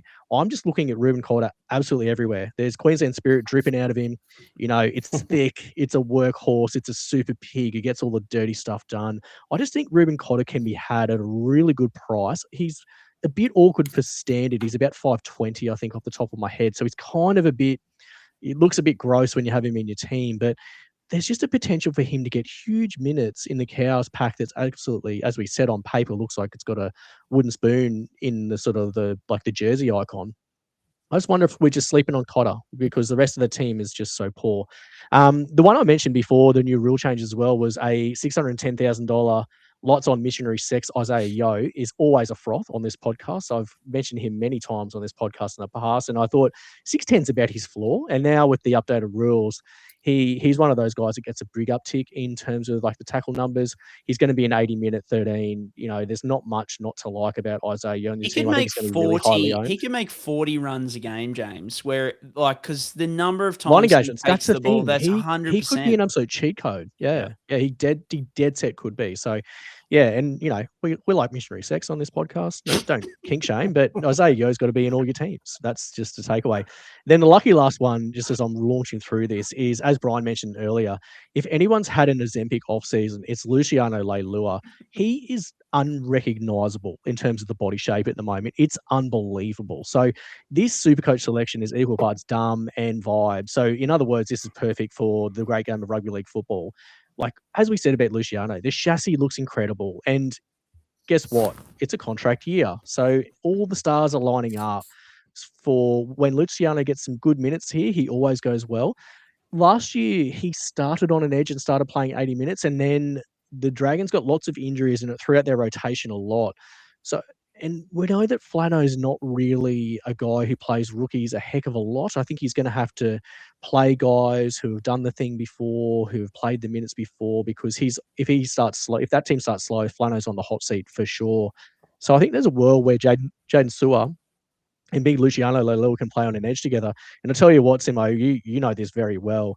We all love a Leilua when they're in good nick of Luciano fame and Joey Leilua fame. There's not much better when you see a Leilua in full flight, when the chassis looking slim, when the rig looks good. Brian, we talk about rig-based selections. This is the rig-based selection. Has anyone else seen these photos? I think I've actually shown them to both of you. And it's just ridiculous, isn't it? Like you don't even recognize him. He's genuinely lost probably 20 kilos. And now there's all these media things coming out, Brian. You've linked a few of the media things, haven't you? Of like, oh, Luciano, best Nick ever. He's dropped 20 kilos. He's looking like this or that. Are we overplaying this? He's 420 in standard. Like, it's very startable if he gets 80 minutes. And we know if he gets minutes, he scores points. Is it not hashtag contract year for Leilua as well? Yes, it is. If it's a contract year Leilua, I'm in. Sign me right up. Yeah, he could be sneaky good in draft, late, but I think even standard, I've got him in my standard team as it stands, Brian. That's how big I am on it. I'm just like, this rig transformation is just ridiculous. Like, literally the only thing that's holding me off a guy like him is these rule changes. Like, a bit to what Simo said earlier about the middles versus edges. But mate, you will never ever have to talk me out of a rig-based selection out of the off season. Just like a big boy with an exciting SuperCoach game who is trimmed down. Maybe he's not on the alcohol at the moment, James. We haven't had that story yet. If we get that story, I'm even further in. Just give me a good rig on a big fella who likes to ball play, and I'm all there. Yeah, genuinely, the best comparison I can make for people, if you haven't seen it, is think about the Kourtney Kardashian revenge bod, and it's just the bod's just got just the biggest upgrade you've ever seen, and you just think, oh my god, what did I miss here? What's been happening? So have a look at Luciano in your team. I think it's very vibey. He's got a SuperCoach friendly game, and that's the thing. When you see his scores, whenever he gets minutes, he puts up good numbers. So one to watch, boys. I think that's just a little sneaky one for the guys playing at home. Next, Brian, we're going to go to the second row forward position again and talk fades. Who are you fading out this year just a little bit at the position? Yeah, I think right up the top end, I just don't know if I can do Hudson Young again this year at the price he'll cost. So I just don't know if there's going to be – there's talk that Ethan Strange is going to switch sides, and the young Ethan Sanders is going to play on the left, and I just don't know whether there's going to be as many attacking stats. Like, Hudson Young is an absolute monster, and he's so good, and he's in the prime of his career. But I just wonder whether he scored so many tries last year. I just don't know whether I can pay up for him. I've seen a lot of people with Cam Murray. I just he's just too expensive for me. I don't know why. He played a limited game last year and only scored like 30 points, and he's still like mid 500 Ks or something like that. That's just too much. He'd need to score so well off an Achilles to justify that. And I just don't think, I think even the year before he did his Achilles, like when he was healthy, he just wasn't fantastic for SuperCoach. Maybe these new rules will change that. But yeah, he's someone who for price, I need to see it off the Achilles. Alokawatu, I think not running off DCE. I know Fogarty is good, but do they have the same connection? Mate, John Bateman, for me, I'm just like Lukey has to be the guy, right? Like he has to be the guy. Jeremiah Nanai has to be the guy. So and then Ruben Cotter has to play big minutes at 13 for mine. So I just don't know where John Bateman falls in there. He'll probably get picked because Todd Payton is Todd Payton, but I like to bet on sanity, I think. So hopefully sanity prevails. Max Plath off the ACL, stacked middle, pretty, a bit more expensive than a lot of those other guys in like that we spoke about, like your Fleglers and those kind of things. So not for me. And then a weird one, because I think he's going to be really good from a performance perspective, and that's Hamish Stewart. I think there's a real role for him as the 13 for the Dragons. I think there's going to be an uptick in his scoring. I just think everyone is totally glossing over the fact that his season got ended by 3 concussions in 4 weeks last year. Like it seems like everyone has just completely written that off and is like, yeah, so he's really, really highly owned in Classic. And I think for the scoring, it's going to definitely get an uptick. But his injury risk is definitely elevated because when you have those multiple concussions, you are more likely to suffer another one. It also is more likely that you are going to need multiple weeks out. He is young. They're not going to, they're going to treat him conservatively if he cops another knock to the head. So, yeah, for me, I just don't think he should be as highly owned as he is. If you're taking, like, if you've already got like a Dave Fafita in the second row, for me, I'm like, that's your injury risk high upside guy that you take in the mid-range. I just don't know if I could do Dave Fafita and Hamish Stewart and then deal with the injury risk that Dave Fafita's got with the weird ankle thing, and then Hamish Stewart is one head knock away from having a month off. It's just not really for me. Simo, who have you got for fading at the second row position?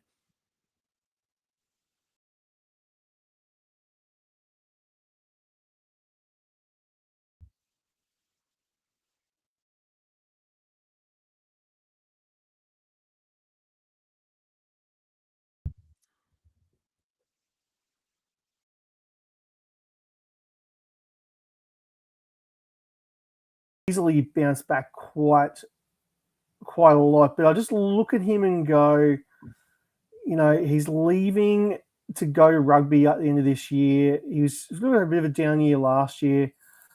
I just am not feeling it with Angus Crichton for whatever reason, and so he's someone that I'm happy to pass over on that sort of 2-3 turn in drafts and let someone else take that risk, because I just think we've seen the best years of him already, and I just don't want to take someone who I think has got the arrow pointing in the wrong direction in terms of their career trajectory. So that's going to be one of my little fades on Angus Crichton.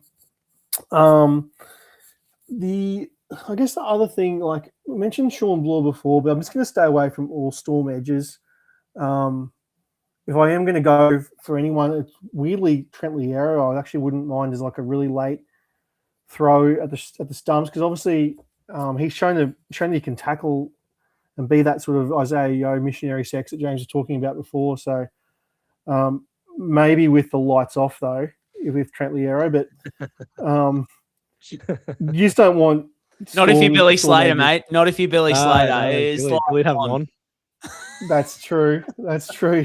Much rather him than Dave Fafita, despite the rig. So maybe it's not all rig-based selections going on by Billy, but yeah, I guess Storm edges. I already mentioned my piece on Sean Bloor. I'm not really buying into Lasardi either. So other than that, like there's not too many second rows that I'm super out on.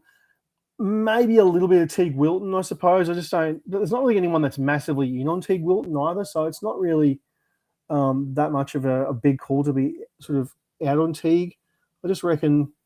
I don't know. I was high on him a few years ago. I just think he sort of settled into just being a bit of a meat and potatoes sort of 2RF. So yeah, it could be a bit of a post-type one maybe, but not really feeling it too much. But that's sort of it for me in terms of my fades. Over to you there, James. Who have you got for your second row fades? Quickly what Brien said about Hamish Stewart. Brien, for only $18,000 extra, you could get Luciano Leilua rigged up rather than Hamish Stewart. So for anyone getting Hamish Stewart in their team, change that Dragon selection to a Luciano ASAP is what I'll say there. My two fades this year, and this isn't very glamorous, but I've just said Aaron Clark and Bo Fermor just because of starting price for both in standard and no duels this year either. So I think they just lose that little bit of appeal for the price and dual position reasons there. So nothing more, nothing less than that. I still think they'll both be good and both be serviceable. But when I look at them as second row only, I'm like, oh, geez, I've got quite a lot of other people in mind that I'd rather have for my sort of final team rather than those two guys. Brien, next one is the glamour position, the halfback position. Who have you got there this year from a Frost perspective? Yeah, I definitely wrote this before the changes came in, to be honest. So I had Mitchy Moses. I just think he's going to be running the Eels, but I did see from one of the content creators today, it was like Moses lost the most try assists out of anyone with the new changes. So yeah, I was pretty high on him. I just don't know how that rule change is going to affect him. Got to go Adam Doueihi, boys. My heart pick. What I'm hanging on to here is that he legitimately played, I think it was 3 to 4 games in the halves last year, goal kicking, and he averaged 71 in those games. He's another year removed from the ACL. I like it. We joke about it every year, but this is probably the first year where I'm actually not G'ing up. I think legitimately since the ACL, the G up has been high, but I think this year which means that he's probably going to last like 2 weeks and then get dropped for Latu Fainu or something like that. But back in on Doueihi, which is not a surprise. I'm a big Nico Hines guy, as per usual, every year, and I think he's the kind of half that won't be affected as much by this. He loves to run the ball. He loves to make tackles. Look, like, we were high on him last year, and everyone was complaining about him what seemed like all year.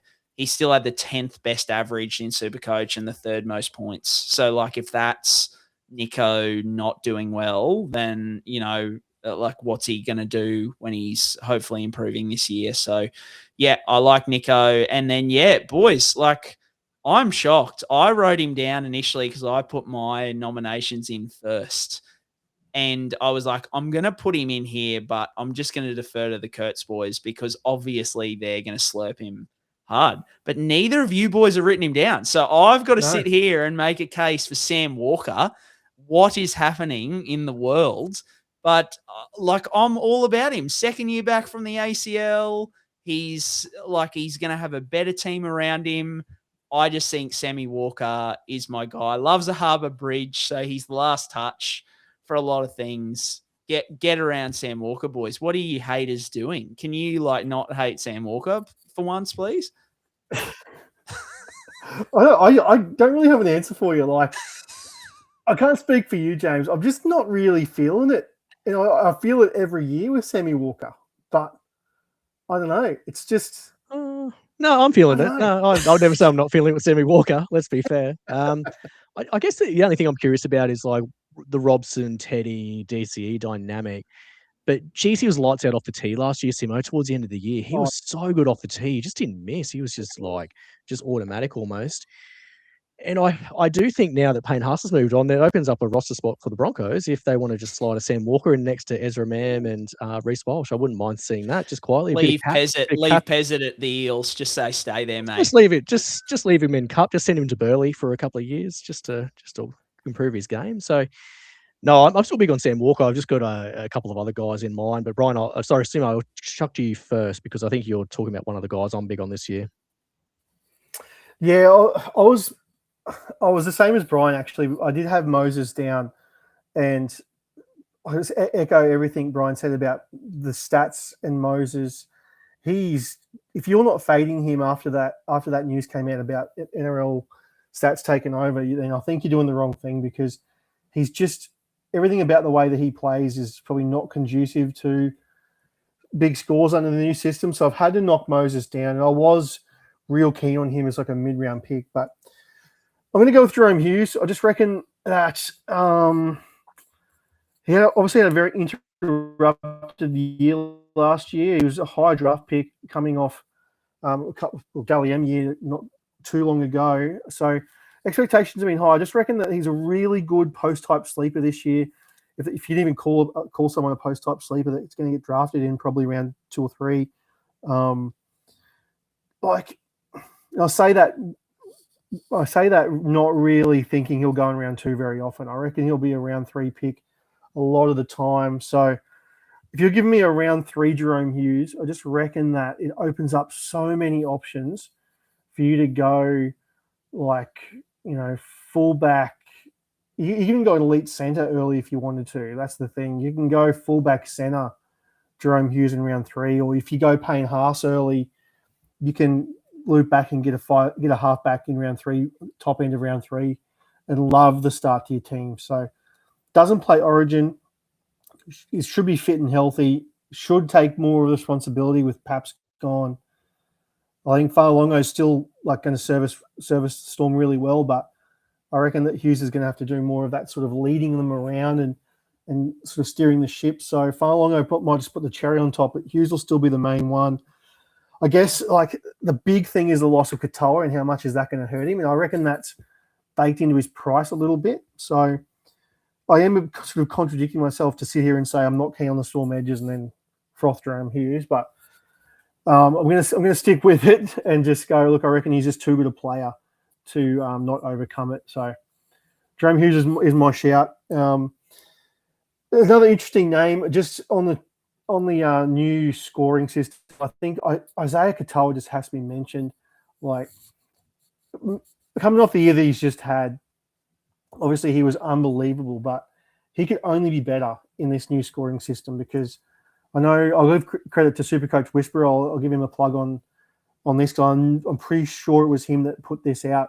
Round 15 last year, Katoa's run stats, the line engagement stats, were 28 runs or something ridiculous versus only really? I think it was only 8 or something in SuperCoach, whatever the number was. So I'll have to check that while we're on this topic, but just ridiculously different.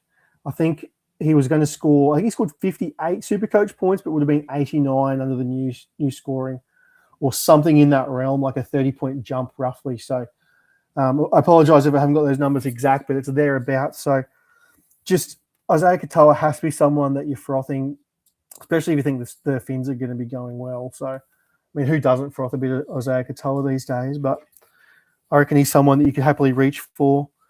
And then the last guy that I've just been chirping up everywhere I can, and that's Ethan Sanders from Canberra.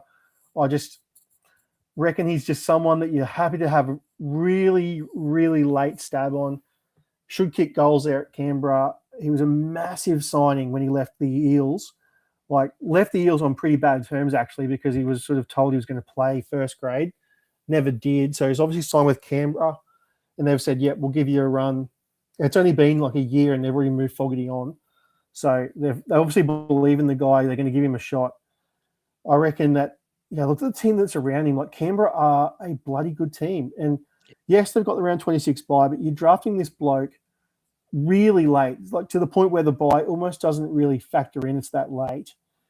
Draft him as your second halfback and just see what happens. Like, we just don't know what he could be. And the fact that he kicks goals just really helps. So, as much as we all, like Ethan Strange, I should say, like, he's broken out last year, but he's still not an organising half. So Sanders could have a massive role in his plate to take over that, like, Fogarty style role. I just hope, like, if he's got the talent to add to that, because I'll talk a bit about Fogarty in a minute when we go through our fades, but with these new scoring set up the way it is. I definitely want the halves to have a bit more to their game than just sort of putting bombs up on the fifth. So Sanders could potentially fall into that role, would be the only worry. But if he doesn't, he's got more to his game. There's plenty to love as like a super late round pick. So 3 names there at halfback, and I think they're all I'm pretty confident in all of them, given the place where you can get them in draft. So for draft purposes, I think they're all really good options. Who are you looking at here at halfback, James, for 2026? Jerome Hughes as well. So sort of control C, control V for what you said about him. But yeah, we saw 2 big injury affected scores for him last year. He had the shoulder instability. He had the broken forearm. He had the fractured metacarpal as well, Brien, that he lost time for. So he was really injury affected last year. No bye till round 15, no origin. He's priced at 632. I just really like him this year. I think that's probably the price difference was where I was really in on Hughes this year rather than Sammy Walker-Brien. So that's probably why I've got him in all my setups everywhere. I think if you can get him in round 3, Simo, holy, sign me up. That's just great getting in draft. The only other one, I still like Dill Brown. I think at price this year in both formats, he could be really, really good. There's yarn about, what the Knights spine's going to look like, but I think if he's got enough, attacking the team, he's going to be good. He killed the Pac champs last year. And, you remember last year he got stuck out in the centres playing for Para as well. So Dill Brown didn't have a fantastic end of season at Para there where it sort of all faded out and all fell down. I really sort of like sort of the thought of, how productive that Eels left edge was when Dill Brown was running the show there, where Gutho and, it's probably Micah Sivo at the time just scored 1,000,000 points. That I'm pretty high on everyone on the Knights left edge as it stands at the moment. So hopefully Dill Brown sets up that way. I don't think that's a given because Fletcher Sharp played a bit there last year. But if it's set up like it is for like Paradays, like it will be for the Knights, I think that could be an absolute fantasy gold mining because, they're going to let a fair few points in and, Holbrook will have his own sort of slant on things. But I still think Dill Brown's really good at price in both formats. I'd be very happy. The duel's probably the icing on the cake there. If he's just halfback only, that'd be a real kick in the dick because you'd really like him at 6. But yeah, Dylan Brown, if you do draft him, you probably will play him at 6, which we'll talk about soon. Yeah, you'd hope so. Brien, who are you fading this year at halfback? We'll move forward to the fades now. Mate, we are fading Adam Reynolds. Hate to say it. I just don't know if he can stay on the field for the entire time. I just really question that at this point in time. A guy we'll talk about later, another froth that I have, I'm kind of betting on him and then betting on Adam Reynolds not staying on the field. And I like both of those bets at this point in time. Tom Dearden. I love Tom Dearden, obviously, Queensland legend. I just really worry about the Cowboys. Like, I just have no confidence in anything that Todd Payton is doing. Like, if you watch the trial yesterday, it is just so beyond obvious that Jake Clifford is their best option in the halves. Like, it is just not even a question. The results speak for themselves from last year. It's just clear. And, for whatever reason, they hate Jake Clifford. Todd Payton hates him. So, I don't get it. I don't get it. So, I'm just not picking Dearden as high as he's going, mainly because I just don't know what's going to happen with Todd Payton. And then Luke Metcalf, I think his game is really ACL reliant. So, lots of change direction, lots of, tackle bust, those kind of things. He's not as heavy like a passer, as some of the halves going around. He's still obviously an absolute talent when it comes to laying on tries. But yeah, I just think his game is ACL reliant. He's going to be back around 8 to 9. We usually expect those outside backs and halves to take a bit of time to get back. So he falls into the category of someone who I don't expect to be back to his best until his second season back. It's his second ACL. He's got the history of leg fracture as well. So there's just a bit going on there. I expect him to kind of ease back in. So I'm just not relying on him really. What about you, Simo? Who are you going for fading at the halfback position? Just one name. Regular listeners of our podcast, the BDE, would know that I'm not a huge fan of the talent of this guy, and that's Jamal Fogarty.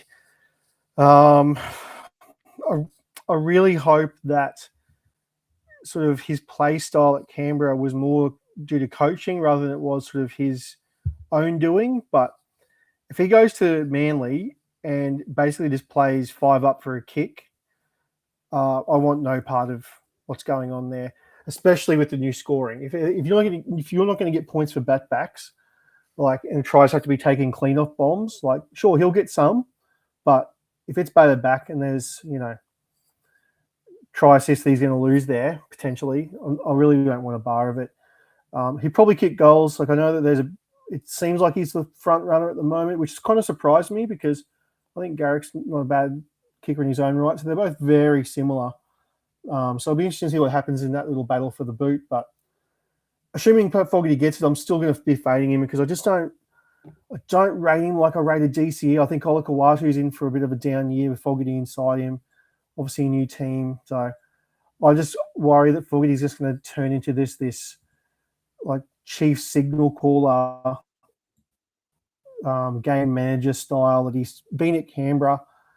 And there's very high chance he could just play one side of the field as well, just on the right. It's park himself there with Luke Brooks on the left, with Brooks running that sweep shape with the Turbo brothers on the left-hand side with Collar there. So I just worry a little bit about Fogarty, and he's not someone that I've ever been super high on for SuperCoach. I mean, not many people have been, but he's probably going to be a back end of the top 10 halfback for good reason, and I'll be looking elsewhere. What about you, James? Who are you fading in the halfback spot for this year? Yeah, it's not popular. I'm rounding out the fades with Jaden Campbell, and I'm just going to say he was a gun last year in SuperCoach at 6 and fullback. I think he was dual, but now he's 7 only. And I think I was looking at who I'd have him. When would I ever own Jaden Campbell? But I think I'd always have Cleary, Nico, Hughes, and Walker ahead of him. So I just was like, is there ever a world where I'm going to own this guy in standard? I just don't know if I would. And he's highly sort of priced as it stands now. And I love the player and I love what he's about for SuperCoach, but I think he's just behind those 4 guys as it stands at the moment. So I just don't know if I'll ever own him in standard. In draft, I think he's a fair play at 7. I think he's got good upside. The Titans are always going to put on points and league points. They're a bit of a carnival team. But yeah, I was just looking at him in standard and I was like, when would I ever have Jaden Campbell? It would probably be if I was playing snakes and ladders and he really dropped out, and then I could jump on him then and ride him back up. But yeah, he was one I was just like, I probably just would own Jaden Campbell a lot in standard. So I thought for that reason, he was just my easy fade. Move off the halfbacks, Brien. We're going to go to the 5/8s now. This is a absolute dumpster fire of a position this year, to use that diplomatically. But in saying that, do you still have any froths at the 5/8 spot this year? Yeah, not overly. Pretty trash position is what I've got in the notes, and that's kind of where I'm at. I think Pezzett is the obvious in classic. You just go, you have to go him, right? I don't think there's any question there. I don't hate, and once again, this is before the rule changes. I didn't mind rolling the dice with Cody Walker and hoping he can have a 4-week hot streak without getting injured, put up score 100 and then roll that through his average 2 or 3 times, earns 80 to 100K, and then you trade him out. But with the new rule changes, I just wonder whether it's not going to be good for him. I don't know. That's probably my concern there. So overall, the 5/8 position, boys, I'm not feeling it. There's Struggle nothing. street. Yeah, there's nothing that gets lead in the pencil here. I am, inverted back inside myself talking about froths for this position. So on to you, Simo. What do you got for me? Yeah, this is a tough one, isn't it? It's really just Cameron Munster at the top and then not a hell of a lot else because there's just so many duels that we've lost that's really hurt this position deeply. Dylan Brown would be the guy. If just to circle back a little bit, I won't harp on him too much because we've already sort of mentioned all we have to, but if and when he gets 5/8, he'll pretty much just be straight into the number 2 ranked 5/8 behind Munster in my draft rankings. So same for Classic. I'd say if you're looking at draft rankings simply as sort of the preference order, you want guys for Classic. Dylan Brown is pretty much slot straight into there. But he hasn't got it yet, so I'll go in a different direction. And I will controversially, given some of my comments earlier in the pod about the Raiders, but I'll just because 5/8 such a wasteland, I will be happy to buy the dip on Ethan Strange. I don't love it because of the buy and everything I said before, but you've got this horrible position and a guy that's clearly broken out in real life. Towards the back end of last year, he was as hot as they come, pretty much just carrying the Raiders, or I shouldn't say carrying the Raiders, but he's clearly the difference maker between what made Canberra a solid team to a bloody good team. And him and KO Weeks, the way that they performed at the back end of last year, I think if they were picking an Origin team at the back end of the year, that Ethan Strange would have been straight in there. So look, given the fact that 5'8's so bad, I'll punch him in there. Like one of the listeners on our pod, he made a really good point that like the fact he doesn't play the grand final sucks, yes, but you know, if you draft properly and you set yourself up, because you know that that's what's going to happen, like draft yourself a second 5'8", there's every chance that the second 5'8" you draft is going to be as good as some of these other scummers that people draft and play anyway. So just, you could even get really lucky and the guy you draft become a worldie, and then like you got massive trade bait as well. So like if it wasn't for the round 26 bye, I reckon Ethan Strange would be getting so much more buzz because he was just that good at the end of last year. And I reckon a lot of people just shut up shop just because of that. So especially in draft circles, I'd be getting on Strange and just hoping that he can perform as like a top 3 5'8", and you get him that little bit of a discount and just worry about the grand final if and when that comes around. What about you, James? Who are you looking at here for 5'8" in 2026? Yeah, I was just going to say Ethan Strange, Simo, he's one just from the eye test point of view, and Blake Brayley were the two for me last year that I was just like, holy, these guys have just come of age. They are just genuinely throbbing. So for that reason, I quite like your sort of comment there about Ethan Strange. But I always say, you know, if you're struggling to come up with an idea, if in doubt, go hot. And there's no one hotter than Blaze Talangi at 5'8", in my opinion, from an aesthetic point of view. And look, we think about last year, and I was trying to make like a vibey sort of just tinfoil take on this.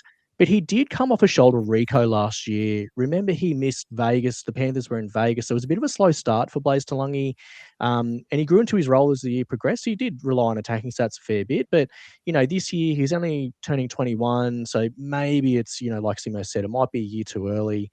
But, you know, high risk, high reward footy is what SuperCoach is about. And I think Blaze Talangi fits the bill there. And he had some really bright moments last year. And the Panthers are going to be good again. So I don't think he's the worst shout in the world. He's probably a bit awkwardly priced and standard at 580, but I really like him in draft this year. I think he could just be a really nice dart throw that you can just, you know, maybe just have that season that comes out of nowhere. But there's a few good reasons as to why he would have started slow last year and grew into things as the year went on. And I think if he gets good off season under his belt, he's inside Nathan Cleary. I mean, there's worse places to be playing rugby league football, that's for sure, inside Nathan Cleary. So for that reason, it's Blaze Talangi for me. And, you know, when you look at rugby league teams, you need a guy called Blaze in your team. I think that just makes sense, doesn't it? Like you need a guy called Blaze. Yeah. That would make sense. So that's why I'm sort of frothing on him this year. Brien, what about fading apart from the whole position? Can you give us one fade or one or two fades? Yeah, man, everyone. Probably my only one, which I wrote this before seeing the trial yesterday. Fletcher Sharp, just the uncertainty around his position. I think he should just be a lock for 6, especially after the trial yesterday. He's just an absolute gun. I think he should be 6 and Dylan Brown should be 7. And I don't think Dylan Brown will get the duel, is in my brain what is going to happen, which would be a killer because I currently in Classic have Chanel Harris-Tavita in my 5'8" spot because he's the same price as Dylan Brown. And then I'm building my side as if Dylan Brown is going to be there. But after seeing Fletcher Sharp yesterday, I'm like, he just has to be at 6. But there's just uncertainty. You just don't know what's happening there. Sandon Smith is around. So that's it. But yeah, just everyone at the position. I just hate it. Over to you, Simo. Yeah, just imagine if, because like Newcastle could very, very, very easily have promised Dylan Brown the 6 jersey in negotiation. So they could easily be tied to that statement. So now that they're looking at their team going, geez, I wish we never made that promise because we'd love to play Brown at 7, Sharp at 6, but we've sort of made this promise that Brown has to be 6.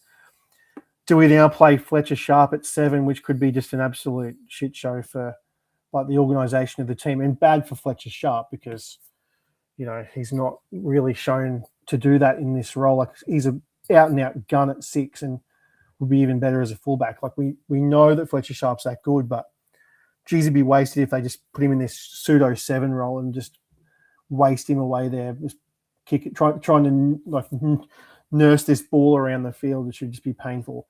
Like I know Dylan Brown's no natural 7 either, but I think we all agree that he is more natural than Fletcher Sharp in that role. So be interesting to see what the Knights do. I'm very much like Brien. There's a lot of guys here that you can be fading because you want to try and fade the whole position. So I sort of just look for someone that had a massive year last year that I think is probably going to struggle to repeat, and that's Brimson for me. Like, played almost the whole season at fullback, just about. Like, Kinney went down in week 2, I think it was. Like, Brimson played amazing like he does at fullback because, as you guys have talked about many times, he actually goes all right at fullback, does AJ. But at 6, I'm not super keen on him replicating that average. So if there's someone that's happy to pay up in drafts for the Brimson at that high average, then I'm more than happy to let them because, like, I think he'll still be good enough. Like, he's too good a player to not get support play tries and things like that. But I sort of profile him as a very similar SuperCoach player at 6 to Ezra Mam, like not massive creators. They will create a little bit with their passing game every so often, but it'll be like once every couple of games. Most of their stats are going to come from support play, being rapid, off the mark speed, and that sort of stuff. So with that style of 5'8", they're going to have floor games as well. So I just will be staying away from Brimson at that sort of lofty price. I think most people who are clearly into draft will do the same. But, if you're drafting based on a pre-draft list or whatever on the SuperCoach website, then there will become a place where he's sort of the highest ranked by average and people will just go, oh, yep, I need a 5'8", and I'll take that. So don't make that mistake, and he's a fade for me at the position. What about you, James? Who's your fade at 5'8" this year? Well, I would fade Brimson for giving up a Queensland jersey as well and giving up on his Queensland spirit. That's a big fade for me. Anyone that gives that up has got to be on your not draft list. But I'll say Ethan Strange instead. And I don't hate Ethan Strange as a pick. I just think he ranged from 350 to 700K last year. So I'd rather catch the knife with him. So I think he's a guy that I said before I play snakes and ladders with in standard. So I think it depends on where you stand on the Raiders. If you think the Raiders are going to be hot as again this year, fair play, then start him and roll him out. I just think there'll be a few fluctuant weeks, and I will just happily just wait for him to dip in price a little bit before I caught the knife there, and then I'd be happy to roll with him moving forward. So I think in standard, that's probably the better way to approach it rather than starting a guy in the low 600s, having a run of low scores, leaking heaps of cash, and then you're panic trading him and then watching him go all the way back up. I think just catch the falling knife would be my call on Ethan Strange because he's gonna have his good weeks. So I think just, as they say, buy the dip from that point of view. Brien, we're getting onto a way more vibey position now. Centre wings, heaps of upside here now with the new rule changes. Who are you frothing at the centre wing spot? Rubbing my hands together here, boys. This is where the boys become men because every year we just love CTW.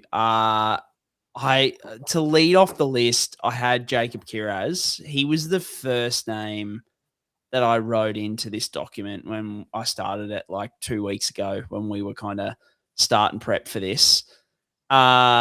Since that point, because before that, the old scoring system was in play. Gus, the only thing Gus had tweeted about him over the offseason was that he was the healthiest he'd ever been, having a world even offseason. I was like, Jake Kiraz, like, just going to absolutely kill it again. Since then, we've had rule changes that probably stitch him up a little in terms of, like, centers are obviously much more favorable in this new system. And B, Gus tweeted out the other day that he's in the rehab group. For what? We've got no idea. We don't know if it's the hip, the ongoing hip degenerative issue that he had.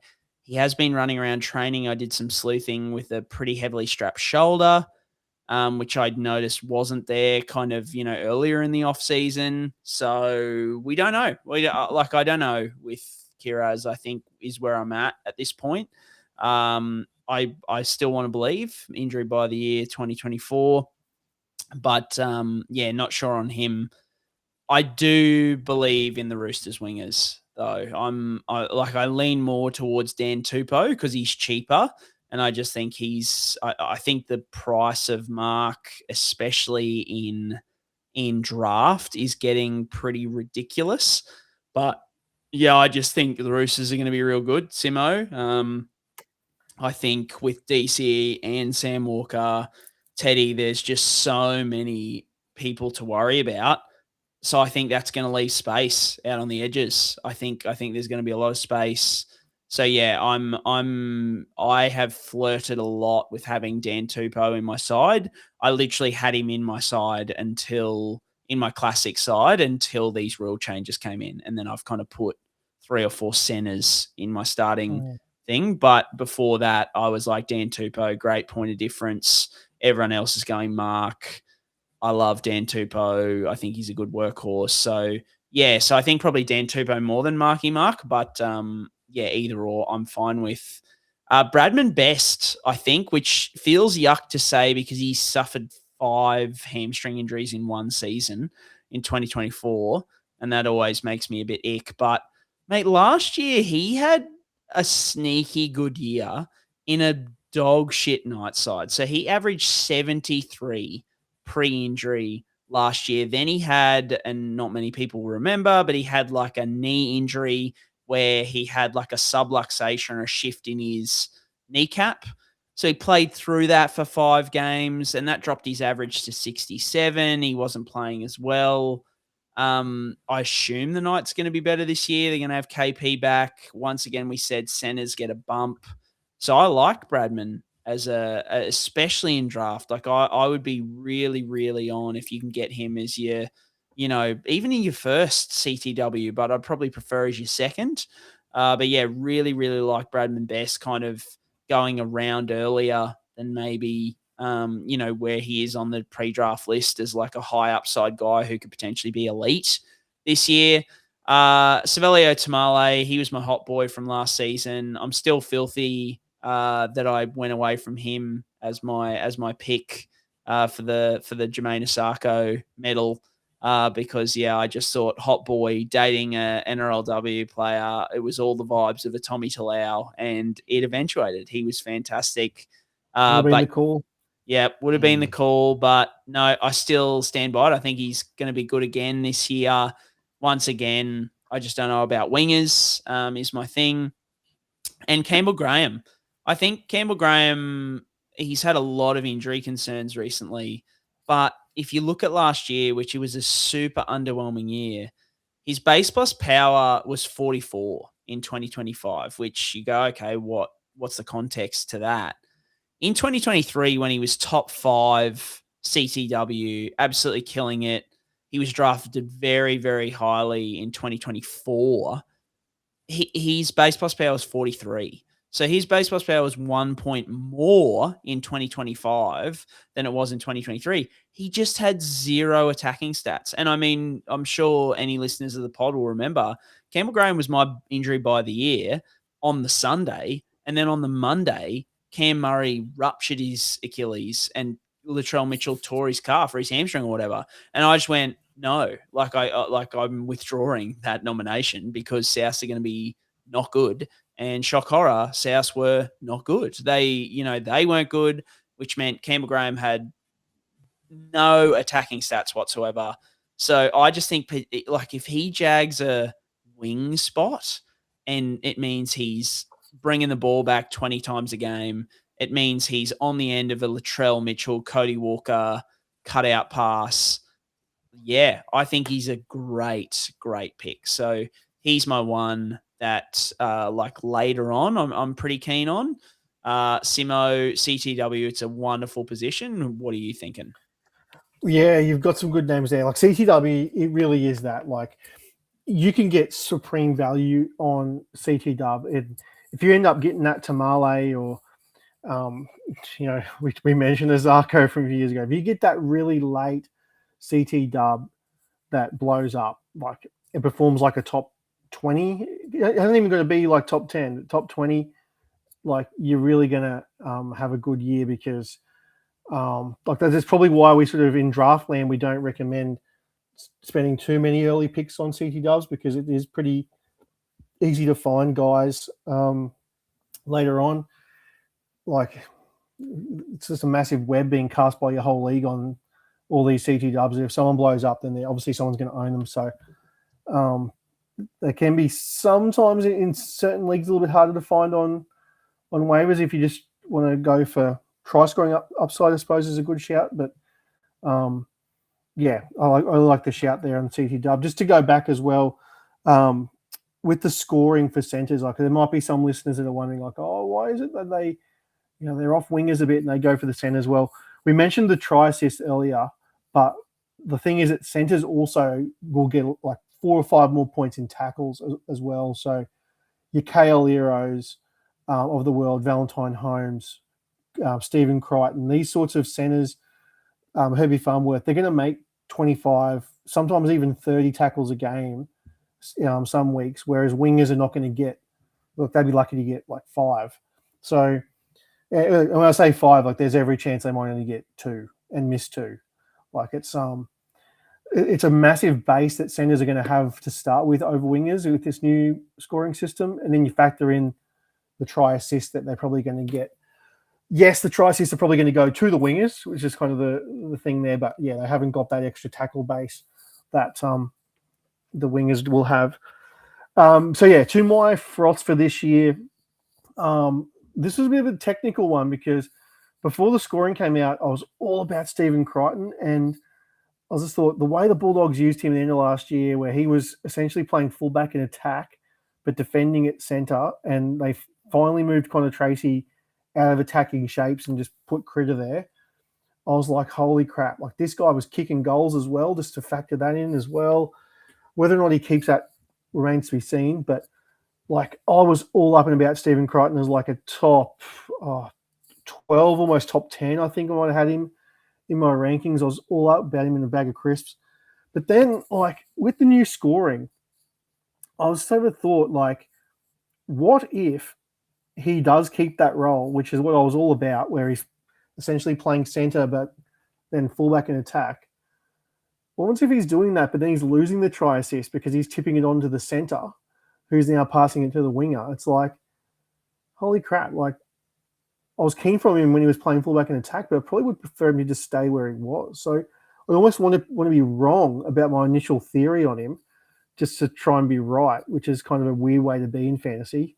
So, yeah, I'll still say Critter because I think he's still a supreme value, but just a little bit of gloss taken off it with the new scoring because I think his role, while sexy, it could also have some downside to it if it does play out the way that I sort of thought. Other guys that I'm keen on is just you're going to see a theme here. It really is up and coming centers. Tyler Cola just averaged 70 odd last year and just had a breakout season. You watch this guy play and you're like, he has just finally come of age. Like he's always had the speed, but the way he's running the ball now, he's running with a purpose where he's going to break through the line every time he runs. Like he's finally running with power where that tackle breaking ability is still there. I really like that left edge from Manly. Obviously, Lehigh outside him. So, yeah, it's hard to say like you're massively on someone after they've had a 70 average, but I still think Tolo Kola is someone that we shouldn't be sleeping on. He's a bona fide top 20 CT dub. And last of all, someone that ticks all the boxes for us, a Queenslander, a Dolphins junior, went to Nudgee College, plays for the Roosters. Like, for yours truly, like, this is ticking a lot of boxes. Robbie Toya, his ascension last season, just like first year in, getting picked by Billy and just playing as well as he did in Origin.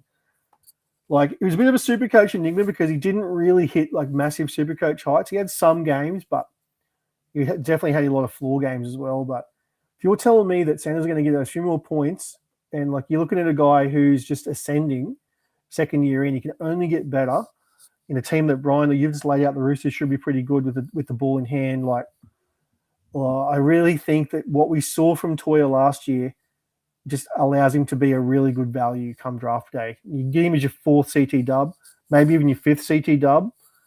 Like, I love that value. Punch him in there. If you're playing a league with flex, you could throw him in a flex position, and if the Roosters have a good matchup, see how you go. So Robbie Toy will be my last froth for this year in the CT Dubs position. But honestly, there could be so many. Because I was very much on Kiraz as well before that news. So I'll just echo your sort of sentiments there, Brien. But yeah, over to you, James. Who are you frothing on in the CT Dubs? Right, yeah, I'm going to start just casting the net pretty broadly here and just say the CT Dubs who goal kick. Like, I guess we always ramble on about fullbacks who goal kick. It's centre wings who goal kick now for me. Like, I think the names I've got written down here is Latrell, Critter.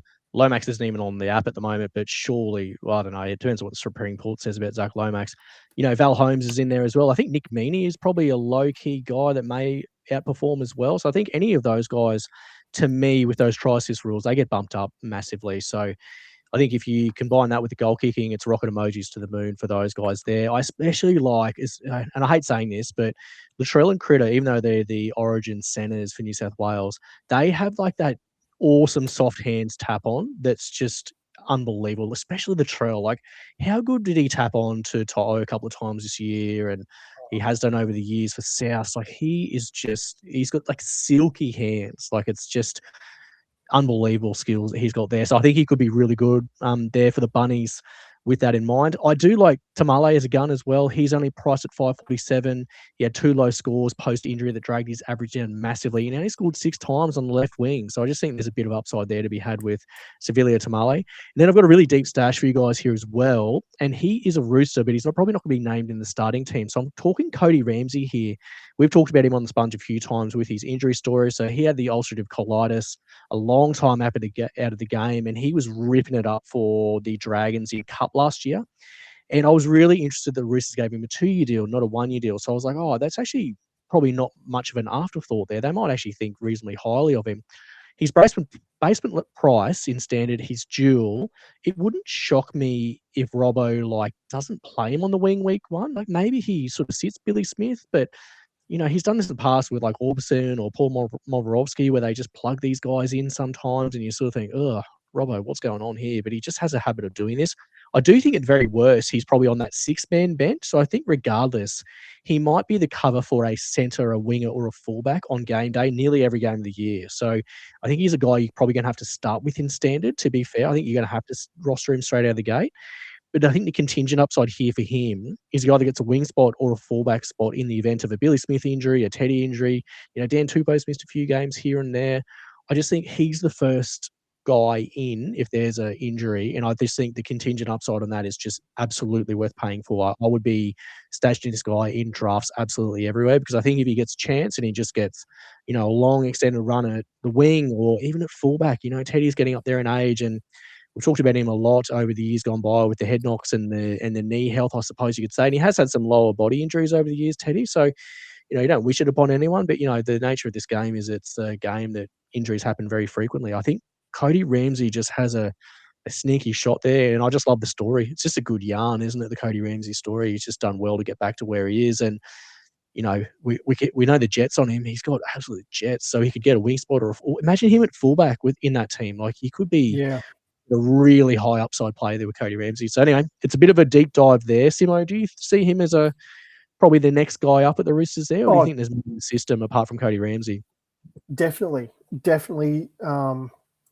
He's universally loved, Ramsey. Like, I remember when he was back at the Dragons, I remember they did like one of those player cams at training where they had you want to be stuck on a deserted island with someone who you want it to be, and like so many of the Dragons guys said Cody Ramsey, just like not only resourcefulness, like he must be just like be able to just build stuff as well, because that sort of character, but like they just all froth the bloke. And now that he's crossed the Chooks, like he's been killing it in New South Wales Cup. And like obviously they let Ethan King go as well. Like I think Ethan King's gone up to the Cowboys, I feel. Okay. Which I thought was a little bit interesting, because like he would have been sort of touted as a potential guy to come in as well, but obviously he must have felt like he was pretty well supplanted by Ramsey there. So when I was like you, when the Roosters gave him that 2-year deal, I was like, this is a pretty big deal. Like no pun intended. Like it's obviously they're showing their cards that they rate him as the next cab off the rank should anything happen to Tedesco. And the fact that he's got that CT dub, like I think he's a really good stash just because the upside's just so great. Yeah, and the duel's huge, isn't it? So, Brian, we're going to go on to the fades now for centre wing. Who are you fading out at this position this year? Yeah, so Kaoliro mainly around the try scoring rate from last year. I think centers are going to be a lot better, and obviously he will be a lot better from the scoring system perspective. But I just think he can't score at the rate he did last year. Like I remember not owning him in Classic so many weeks where I was like, oh, I'll just wait until he doesn't score for 3 weeks. And he just kept scoring and he just kept scoring. He just kept scoring. So I just wonder whether that drops a little bit. Christian Tuipulotu, I think even if he gets a starting wing spot of the Dragons, I just can't trust the Hammies. Ruben Garrick, will he be goal kicking? Will Manly be any good? Doubts around there. And then the Panthers outside backs, boys. I just I just need to mention that on the opening show because it was Isaac Tungo in 2024. It was Paul Alamotti last year. I just never get it right. I just always go for this guy who I think in the Panthers is low price and he's going to kill it. And then he comes in and he does nothing. And the straw that broke the camel's back was Paul Alamotti at Magic Round last year. Brought him in, fantastic. He's playing, and he just absolutely stunk it up. Absolutely stunk it up. So I just don't know if I can go back there. I saw a stat the other day where these scoring changes have made Isaac Tungo's average goes up by 20 points or something.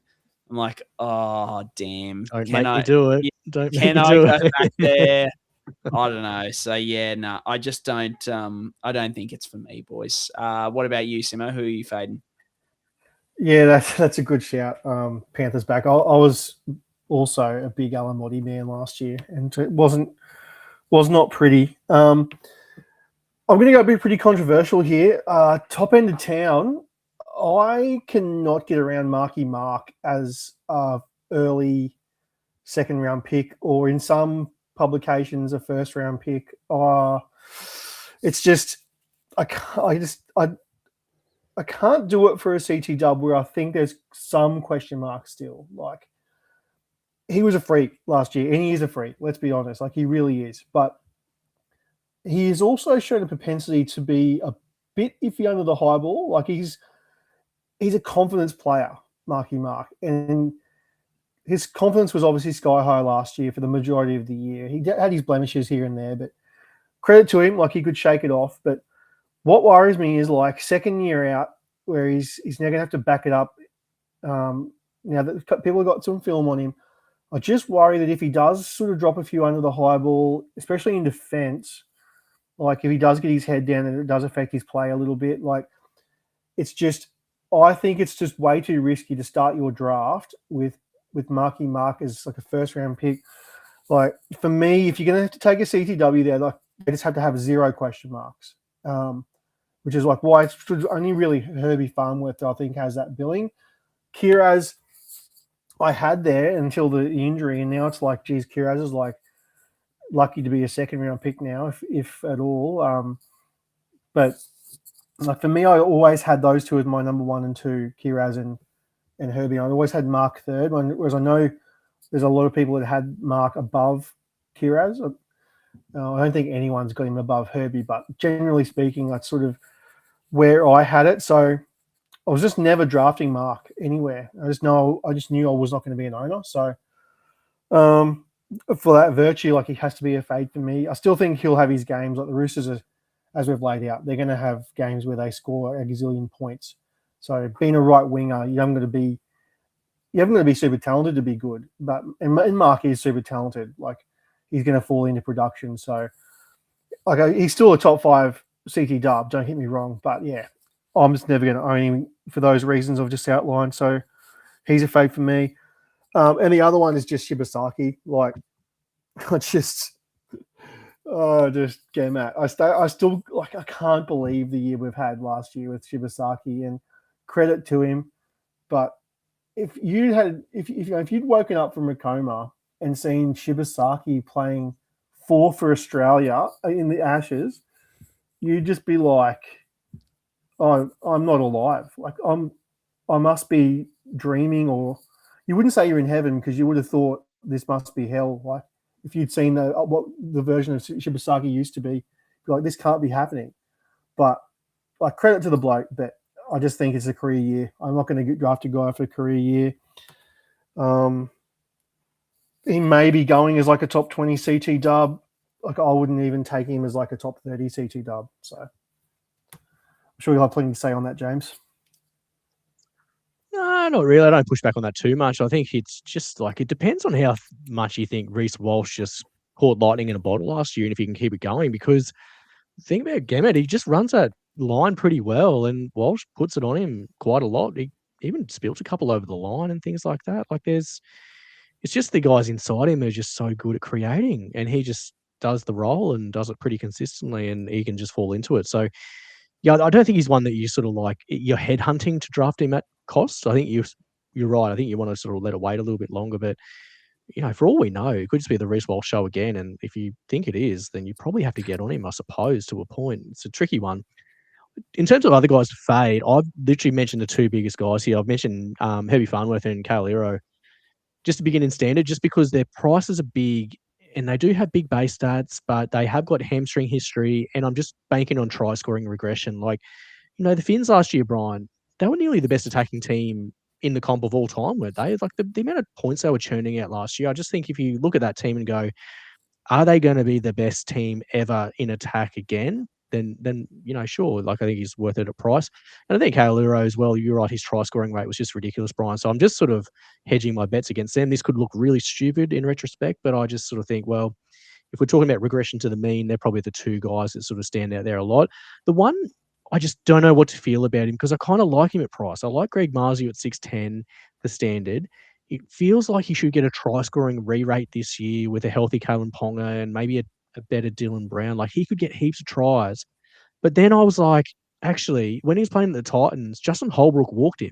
And that's why he's at Newcastle now. So when Holbrook was there in like 2022 or 2023 at the Titans when Marzio was moved on, he was the coach. So I think you got to be really, really aware that there may not be a lot of leash for Greg Marzio this year, even though, even last year he started off really well, then had that medial knee injury and then didn't score many tries after that. So there's this awesome bull case for Greg Marzio, but then there's also just the coaching cloud hanging over it. And I just don't think I have a big enough ball sack to put him in my team as it stands at the moment. I want to, and I love some Greg Marzio, and I know Simo and Brien, you love some Greg Marzio as well, but I just can't really get around it right now. So that's why he's just the final fade for me at centre wing, boys. And lastly, how about we move to the fullbacks now? So Brien, fullback Froths for 2026. You got an injury by the year candidate here, so let's launch into that. Boys, look, it's been a good night. It's been a long night, but we've come to the big call, which I don't think is that big a call because I think classic people are going to shake their heads and be like, why are you nominating Keanu Keeney as my injury buy of the year? But look, I think he should be 100% owned in classic. I just think that his price is ridiculous and you're going to get a big jump. But I don't mind going high on draft as well. I think the biggest concern we had, and what I'm doing, James, a little bit is going against our own reactions. I went back and had a listen to us when he had that injury and surgery the first time, and certainly myself, I was really hesitant. I was like, look, guys come back from this surgery, like mentally it's tough. They typically struggle into contact. They don't take as many runs. They're not as good at tackle busting because they don't go as hard into those collisions. It takes time. And then there was at the time they were selling it as this career threatening thing. And if I hadn't seen it with my own eyes in terms of his return to performance, and I probably wouldn't have believed it, but his Pac Champs performances and his performances when he was starting late in the year, I just could not believe the guy had come off neck surgery, and significant neck surgery. He went, I think it was once you scored him out, he played one game on the wing for New Zealand in Pac Champs and then one game at fullback. And he went 90 plus SuperCoach wise in both games, making like 30 runs in one game, lots of over 200 meters, these kind of things. So, yeah, I just think he's going to be immense for his price, particularly in Classic. I think in draft, it's one of those things where when he starts to sneak into the first round, if anyone wants to take him there, I'd be a bit nervous. But if I can get him like mid to late second round, I'm smashing that every day of the week because I think he looked fantastic last year in his return from injury. So the injury thing is not coming into it. My only hesitation is the Titans. I just think now that they've lost Jamin Jolliffe, they're talking about Payne Haas being a middle rotation for them. I just don't know the platform that they're going to be working off. I mean, they've got Josh Hannay there, which is queenslandspirit.com, so they're probably going to improve. But yeah, I think as of right now, I mean, hopefully I don't say this and then like to Jaden Campbell and Tino get injured at training tomorrow, a la Latrell and Cam Murray from last year when I declared that Campbell Graham was my buy of the year. But yeah, I just think Keeney, he's an obvious one in Classic, but I like him in draft as well, up and around like a lot higher price than a lot of people are probably willing to pay for him. The other guy, mate, this is just throbbersthrob.com, and that's Reece Walsh. He will obviously lose the goal kicking, and I think everyone remembers like his finish to last year, and they're kind of like, he can't repeat it. There's no way he can repeat it, so like he's just not going to be as good. But my argument is that, yeah, okay, he's probably not going to be able to repeat that ridiculous run that he had late last year. But early in the year and for much of the year, he had the PCL injury and then he was playing through that. And that significantly affected his performance. We saw him copping knocks in warm-ups, like limping around and then playing through. And like, so that would have brought, I think that kind of levels out the late season, like ridiculous run to a degree where I'm like, well, okay, you argue that, it was a ridiculous thing at the end of the year, but what about the start of the year? That brought his average down too. And this is my thing where I spoke about earlier with Reynolds. Like, I like betting on Walsh being better from a physical standpoint. And I like also betting on the likelihood that Adam Reynolds is going to miss games.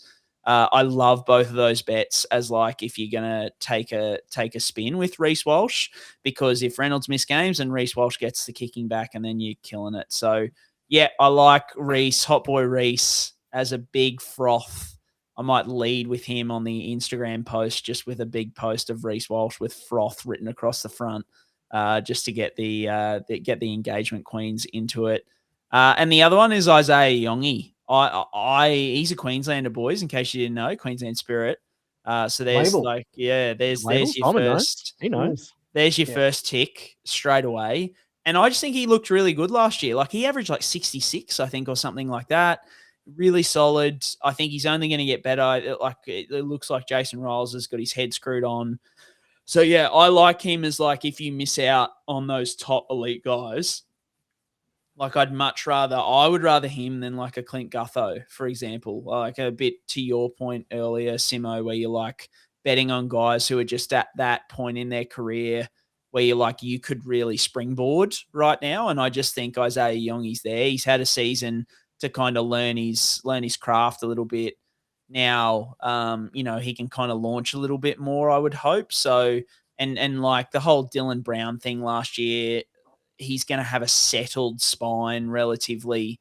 He's going to have a season of Mitch Moses and Jonah Pezzett. So, yeah, I really like a Yongi. So, over to you, Simo, because I like your call as well. Yeah, look, fullback is one of those positions. Now with the scoring changes, like, this is strictly me being a draft guy, talking fullbacks in draft. Like, before the changes, fullback was like super. You could still argue that it is super deep because there's so many names. You've already said Kinney and Iongi and you got Dylan Edwards there. You got Gutherson, Turbo. Like, there's so many guys. Hammer. it's like KO Weeks is like outside the top 12 fullbacks, just about like Buller. There's so many dudes. But now that the scoring changes are different, and we project that the try assist will go down for fullbacks because it's not as simple as them just executing like one good block a game. It makes me think, like, from a draft point of view, that Walsh and Tedesco just gain in value just ever so slightly because you know that they've got both ends covered. Like their ceilings are still really untouched because they've got, in Tedesco's case, he's got like the base and the pass, whereas Walsh has just got that throbbing attitude where when he's on, and he can kick goals and just break the game open from a SuperCoach sense if he gets things break his way, which happened perfectly towards the end of last year where he's just doing the damn thing. But kicking goals is just that cherry on top that makes him just a worldie. That middle tier of fullback is really difficult. Like in NFL, they use that like trap back term for running backs that sort of don't catch passes. And like I worry for someone like Dylan Edwards and those sort of running fullbacks, like if they're going to lose assists from their sort of lack of ball play, and Connor Tracy's a prime example of this too, like those sorts of guys could struggle a bit under the new scoring system because yes, they'll get runs, but they might not get a hell of a lot else because their tackle busts will come down because they're harder to get, and their try assists and line break assists will come down because they're harder to get.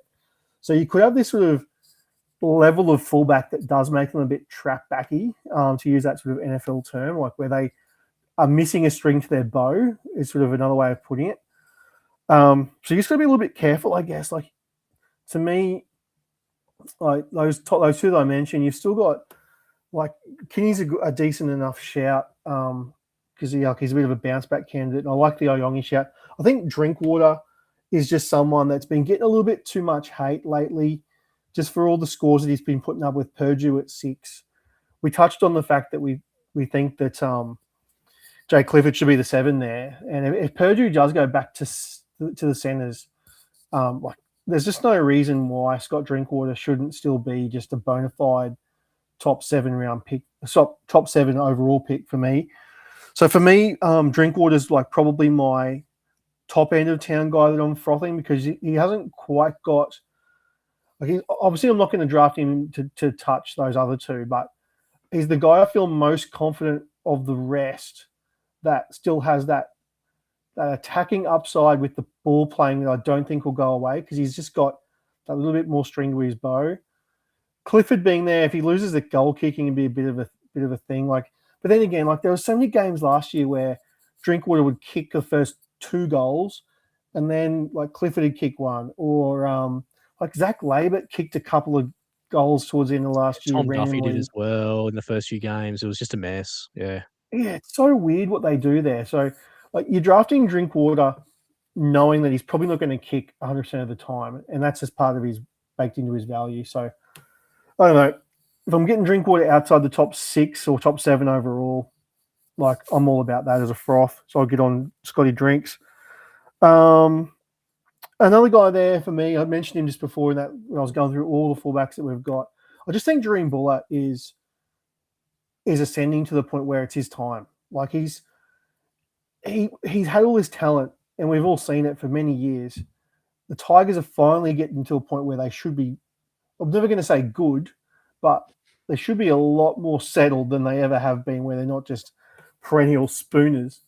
Hopefully they've got enough in the bank now, the Tigers, that finally Buller can come good on the promise of his talent, because like he's just a supreme athlete, and there's not much that he hasn't got when you look at the way that he moves around the field. So really late fullback in drafts. Like it, for me, he's a bona fide top 10 fullback, but if you can get him as a flex player, I absolutely love Dream Buller. Chuck him in your flex and just ride his big weeks, because the Tigers will be a bit inconsistent. Let's be real, because we know they are. They've never been known for consistently, unless it's in a negative sense. But yeah, Dream Buller for mine. Back the talent. I think it's his time. What about you, James? Who are you looking for here at fullback? Yeah, I like your take on Shorty Drinkwater, Simo. I was big on him last year. I think we had a debate on this this Froths Fades, actually. I think you sort of, because I said I'd have him over, I think it was Ponga, the Trell, and Turbo. And I think you boys were just like, what are you smoking? And I think I just like the upside of the goal kicking fullback. And I was just like, I just think I just want him there rather than those guys that had question marks. And I think the other thing about Scotty Drink is watching a lot of his games last year, because I had a lot of him in draft. GC bombed some tries. Like, over the line, he would have dropped probably 4 or 5. He would have spilled his lollies on one or two others. He is a rocks and diamonds kind of guy, so he's fun to watch. I will say that. But he left a lot of points on the field last year. So I think you can take him in that middle of round 1 pretty confidently. I know I certainly will be this year. But I'm on Short King Hot Boy season. So I've named Jai Gray, Keanu Keeney in standard. And I'm rounding it out with Reece Walsh, because his year of 2025 was the young, dumb, full of cum year. So if you combine those 3 in standard, what could possibly be better than that? I just like the upside of all those guys. You know, we've got the new scoring to consider, but I'm probably still going to roll out with those 3, if I'm being honest. I just love what it's about. I'm going to go with that and see how it lands. And if it doesn't, then I'll blow my team up and boost away and get my team back on track. Brien, let's rend it out with the phase fullback. Who have you got here to finish things off? Yeah, mate. Callum Ponga is probably one of my bigger fades. I've been seeing quite a few people keen on him. I just think the uncertainty around his foot injury from the off season, it's not, despite what I'm probably sure you'll read coming out of the Knights or Ponga camp. It's just status quo that he went back into a boot, but it's definitely not status quo for him to be back in a boot, especially after he was pictured, winning fitness tests in the first or second week, of the preseason. Then 2 weeks later, he's back in a boot again with just bone bruising. Gives me a little bit of nerves, James. I'm sure you remember the whole Mitch Moses 5th Met fracture from last year. So he got it surgically repaired, and then he was getting some foot soreness, and the Eels were adamant it was just, bone bruising. And then, we got another scan and we did find a fracture and all this kind of stuff. So I'm not saying that I think that there's a fracture there by any means. But more, it's just the uncertainty around it. I'm just not happy to take that risk with him. There's also, if Sandon Smith gets in, he probably takes the goal kicking, or if Thomas Kent gets in, he probably takes the goal kicking, as we've spoken about. So, yeah. So, and then are the Knights going to be shit? That's the other component, which I'm not sure. So, Ponga, I am out on from a draft and a classic perspective. Drinkwater is someone who I just worry, and once again, it's nothing to do with Drinkwater as a player. It's a common theme for me of just like the coach, right? Because if he picks Purdue at halfback, and I'll shout out the boys at Weekly Rubdown, I might get the stats a little bit wrong, but it was something like when Clifford was at halfback, Drinkwater averaged 86, and when Purdue was at halfback, he averaged 63. So that, for me, if the Cows are really in on Purdue at halfback, which it sounds like all the noise is that's it. And then, I just have no faith in Todd Payton. And I know I'm preaching to the choir there, James, but I just, I really worry. I think he's got to be, between him and Siebes, $1 for the first coaches sacked easily this year. So, so that's all I worry about with Drinky. I think the talent is there, the goal kicking is there. He's amazing, but I just have no faith in from the top down. So that just gives me pause with him. It probably isn't enough. I probably still draft him around where you boys are saying, in the hope that, Peyton gets the arse 6 weeks in, and then a competent coach comes in and all of a sudden Drinky's just putting up hundreds for fun. Because it's that significant. I'm like, if Josh Hannay was at the Cows, I'd be like, Scott Drinkwater top 3 pick is where that's where I'd be at with it. So it's definitely got nothing to do with Drinky himself. Gutho, I just think he's on the downside. He is in a contract year, I think. But I just I'd rather bet on so many other young, up and coming fullbacks. KO Weeks is another one for me. It was just way too up and down for him. And so I just am out on him. And then Trey Fuller, I think once again, this is just my little Dolphins rant, but there's a lot of people who are like, oh, Trey Fuller should start at fullback over Hammer, which, I mean, if you watched Origin 3, Hammer at fullback, like he had some pretty shit-ass games to the Finns, to be fair, last year. But it's not like if we play Hammer at fullback, we're starting scrubs in the centers. Like we've got a pre-loaded back line. And Trey Fuller, for me, he's fantastic, but he is a real flat track bully. Like, once again, if you really watch the Finns games, he is great against shit teams. And then when we come up against those better teams, he's not as good under the high ball.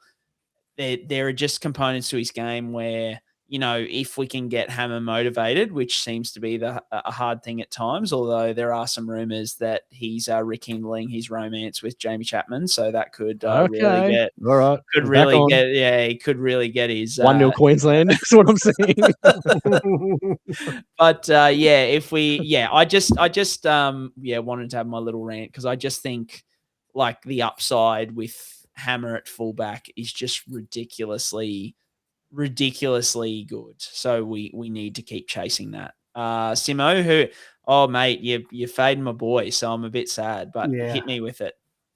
Oh, look, I guess the list is like I drafted Kinney last year. I was very big on Keanu Kinney going into 2025, and obviously it didn't end well. Let's leave it at that. I mean, what did we say before? He played 2 games, whatever. So, I mean, I just sort of would have thought that him coming into 2026 drafts, that there'd be some value on a guy who's coming off a neck surgery where he missed most of the year last year. I know it was very interesting that he did come back, as I know you guys mentioned, like they just re-signed him. So to go out and risk him in the end of last year was definitely a bit of a few question marks at the time. But heck of a decision. Heck of a decision. That's what they did. But it's more of a value thing for Kenny. Like I would have thought that there'd be a bit more value on a guy that's had the injury that he had and is coming back into a position that's pretty deep. Like he's, I guess you can just paint me as a little bit surprised that he has received like early second round draft buzz, or even like sometimes on the 1-2 turn. Like that's sort of the range where he's getting talked about here in terms of draft status. And look, I'm not like mega against. Like I know you're taking a bit of a punt on a guy that you have, and you've seen the talent before, so you know that he's probably going to live up to that billing if things go your way. So I'm never going to begrudge someone for reaching for a guy they believe in, and that's sort of where you have to take him to do that. It's not for me. Like I just couldn't foreseeably do it as an owner last year. I just would not go that direction. I probably would rather wait on fullback at that particular point in the draft, or just draft someone else who would have ranked higher. I had a good discussion on the BDU podcast with Toddy, because Toddy's got him ranked 3rd at fullback, above Drinkwater. And like he's just all about Kenny and above. I just said Kenny's my injury by the year, and I said Drinky's a fade, and there's no way I'm doing that. Like that's too much for me. If that's the price for Kenny in draft, then wow. Yeah, and obviously Toddy is like ridiculously, he knows he hasn't got a draft Kenny there. Like he knows that Drinkwater will go before, and that's just how he's got his rankings. But like fair play to him, like he's massive on Kenny. I'm much more conservative. I think I've still got him ranked. I think it's 6th. I've got him at the position, so it's not like I'm mega off him. It's just the price thing. So he's one for me. And the second one I just touched on before about the whole trap back story that I was harping on about, like Dylan Edwards. I think coming off an 80 average season, he'll be good still because he's just too involved not to be still good. Panthers should be better. But like he had a lot of games where he kicked goals last year. And like Cleary obviously missed a lot of footy. Alan Motti was out of the team not until the back end. And even like, let's be honest, like even when Alamoti's in the team, if Cleary's not there, I think Edwards would still be the next, like the preferred kicker out of those two, because like Alamoti's not the greatest goal kicker going around. So I just think his average was pretty inflated in a guy that I think will lose a few points in average to the kicking gone and lose a few attacking stats here with the new scoring. So Dylan Edwards is someone that if he falls to the right spot, I think there's a place for him. But if anyone's drafting him off an 80 average, which is probably, I'll give most people credit. Like he's probably not going in round 2, but round 3, like I know there's a bit of a discount on the 80 average there, but I still would struggle to take him in the early part of round 3. It'd have to be more towards the back end, maybe even into round 4, where, like, to me, that's really good, fair value for Dylan Edwards. But he's going to go much higher than that, so he's not someone for me this year. What about you, James? That was the last position of the night. Who you faded at fullback? Yeah, I just want to touch on Dylan Edwards very quickly, Simo. Brian, if you recall last year, I think I used my last trade on Brian Toto, and then Dylan Edwards had that huge season finish where he just went absolutely troppo. And I think that's where we universally agreed that Brian will never trade a centre wing from the Panthers again in terms of outlining his phase from earlier. I did remember that. I was like, that's right, Dylan Edwards just went absolutely ballistic at the end of last year. And didn't we know about it? There was a lot of regret on this Fair podcast when that happened and that went down. So to round off the fades for fullback and to wrap up things for this evening, boys, I feel like I say Teddy every year, but I just look at Teddy at price and standard and I can't really get around it. So I think from that point of view, it's probably Teddy at price. And I just always find someone that I like in draft better than Tedesco. I always find that someone else will take him higher than I have him, and I just never end up with him on my team. So he's sort of just a fade, even though he's like the great SuperCoach player probably of all time, let's be fair. But I just look at the price and I'm like, well, I kind of like other stuff better. So I always go that way. And I need to mention friend of the show, Tommy Turbo. I got an absolute rinse from him last year where I traded him twice and he cost me big, he really didn't play actually, like at last minute pullouts and stuff like that. So yeah, we sort of had the old commandment of if Tom Trbojevic is playing football, then he should be in your SuperCoach team. But I'm going to go against the commandment of that and just take my licks from last year and just hopefully Manly implodes and the whole Siebes things implodes and I am just away from Tom Trbojevic. I'll just watch him have some good weeks and go, oh yeah, there's some glimpses there, but hopefully I can catch fire elsewhere would be the wrap up there. Brian, any comments on Tommy Turbo? Am I being just a bit soft there? Getting away from mate, one of their good friends? I mean, to not have him in my froths, it'd be the first time, I reckon. If we went back to every froths and fades, I reckon he's been in every froth. But one thing I've got for you boys to finish the pod off is we have dynasty. Well, I don't know whether you call it a dynasty because I think dynasty is like your whole roster.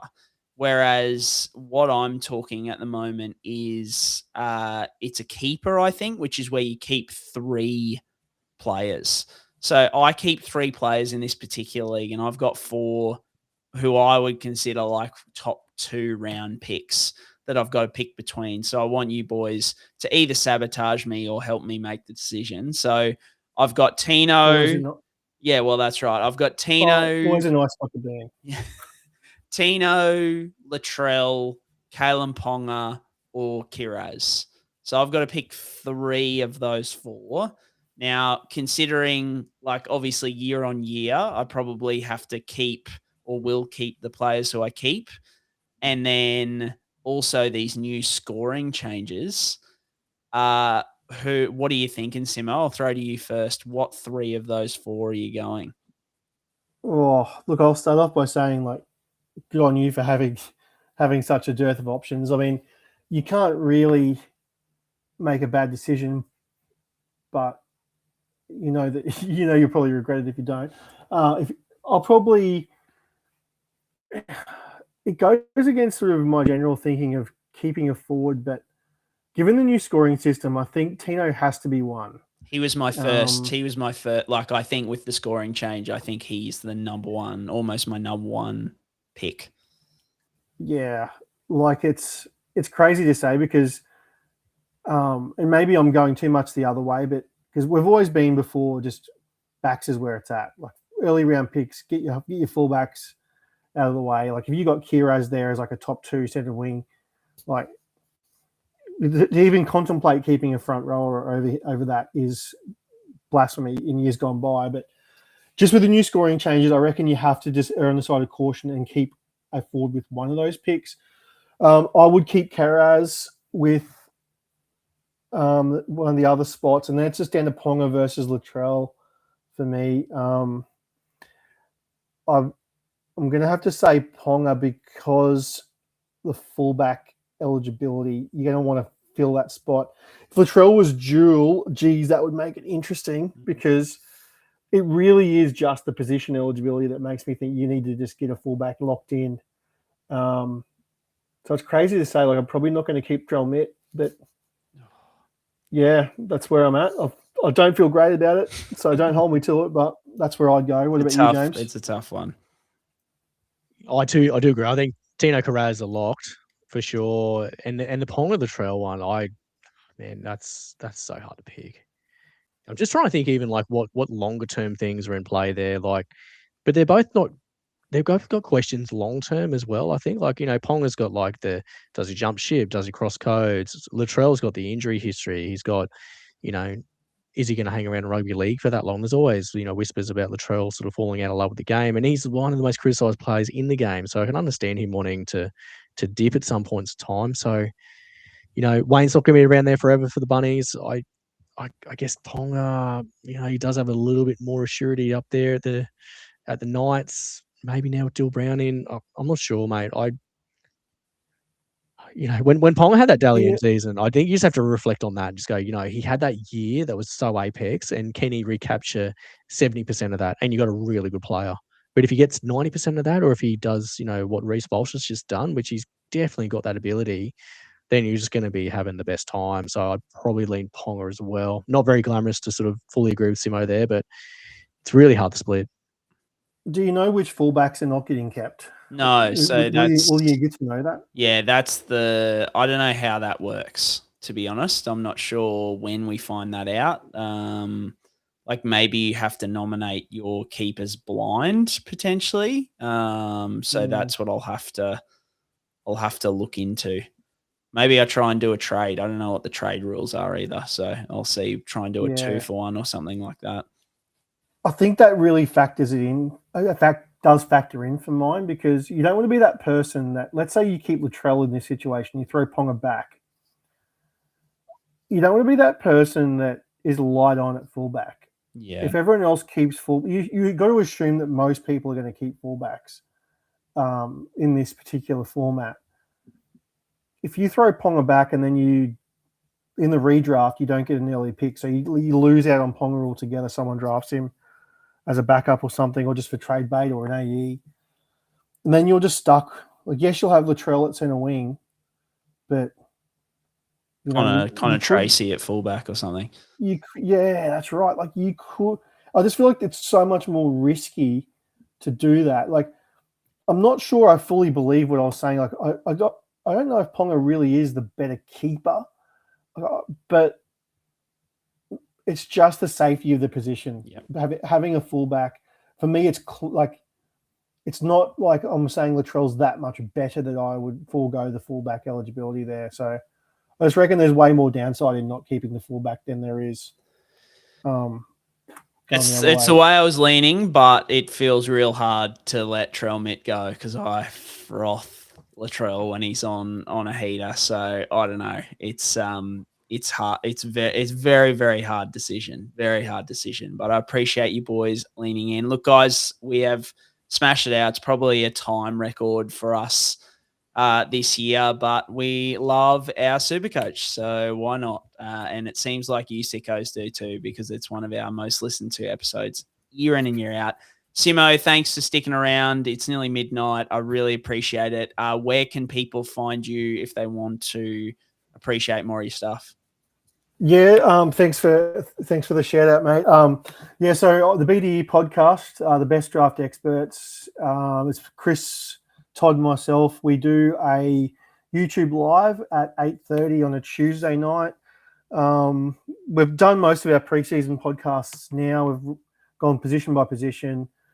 We did a scoring update one this week, just gone. We'll probably squeeze out a couple more. We do have a listener league draft that we're going to do live as well. So you can log into YouTube and watch us do our podcast live if you are that way inclined. You can ask us questions and whatnot. So if you want to jump on at 8:30 and Queensland time, that is, you can jump on and do that.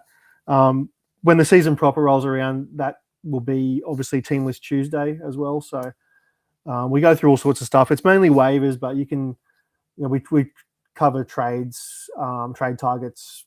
You can ask us start sit questions and all that sort of stuff. So if you look us up on YouTube or on Spotify, the Best Draft Experts, or just the BDE SuperCoach podcast on X or on Facebook. So yeah, a few places you can find us, but be good to get around us if you are a draft diehard. 100% best draft podcast going around, mate. I love it. And James, I won't say much to you because we got to get to bed and get ready for the Super Bowl tomorrow. Yeah, mate. I got to get down the Bruce Highway bright and early, so I'll see you in the morning. How good. Sounds good. All right, everyone. Hope you enjoyed, and we'll see you next week. And as always, up the mighty, mighty Redcliffe Dolphins.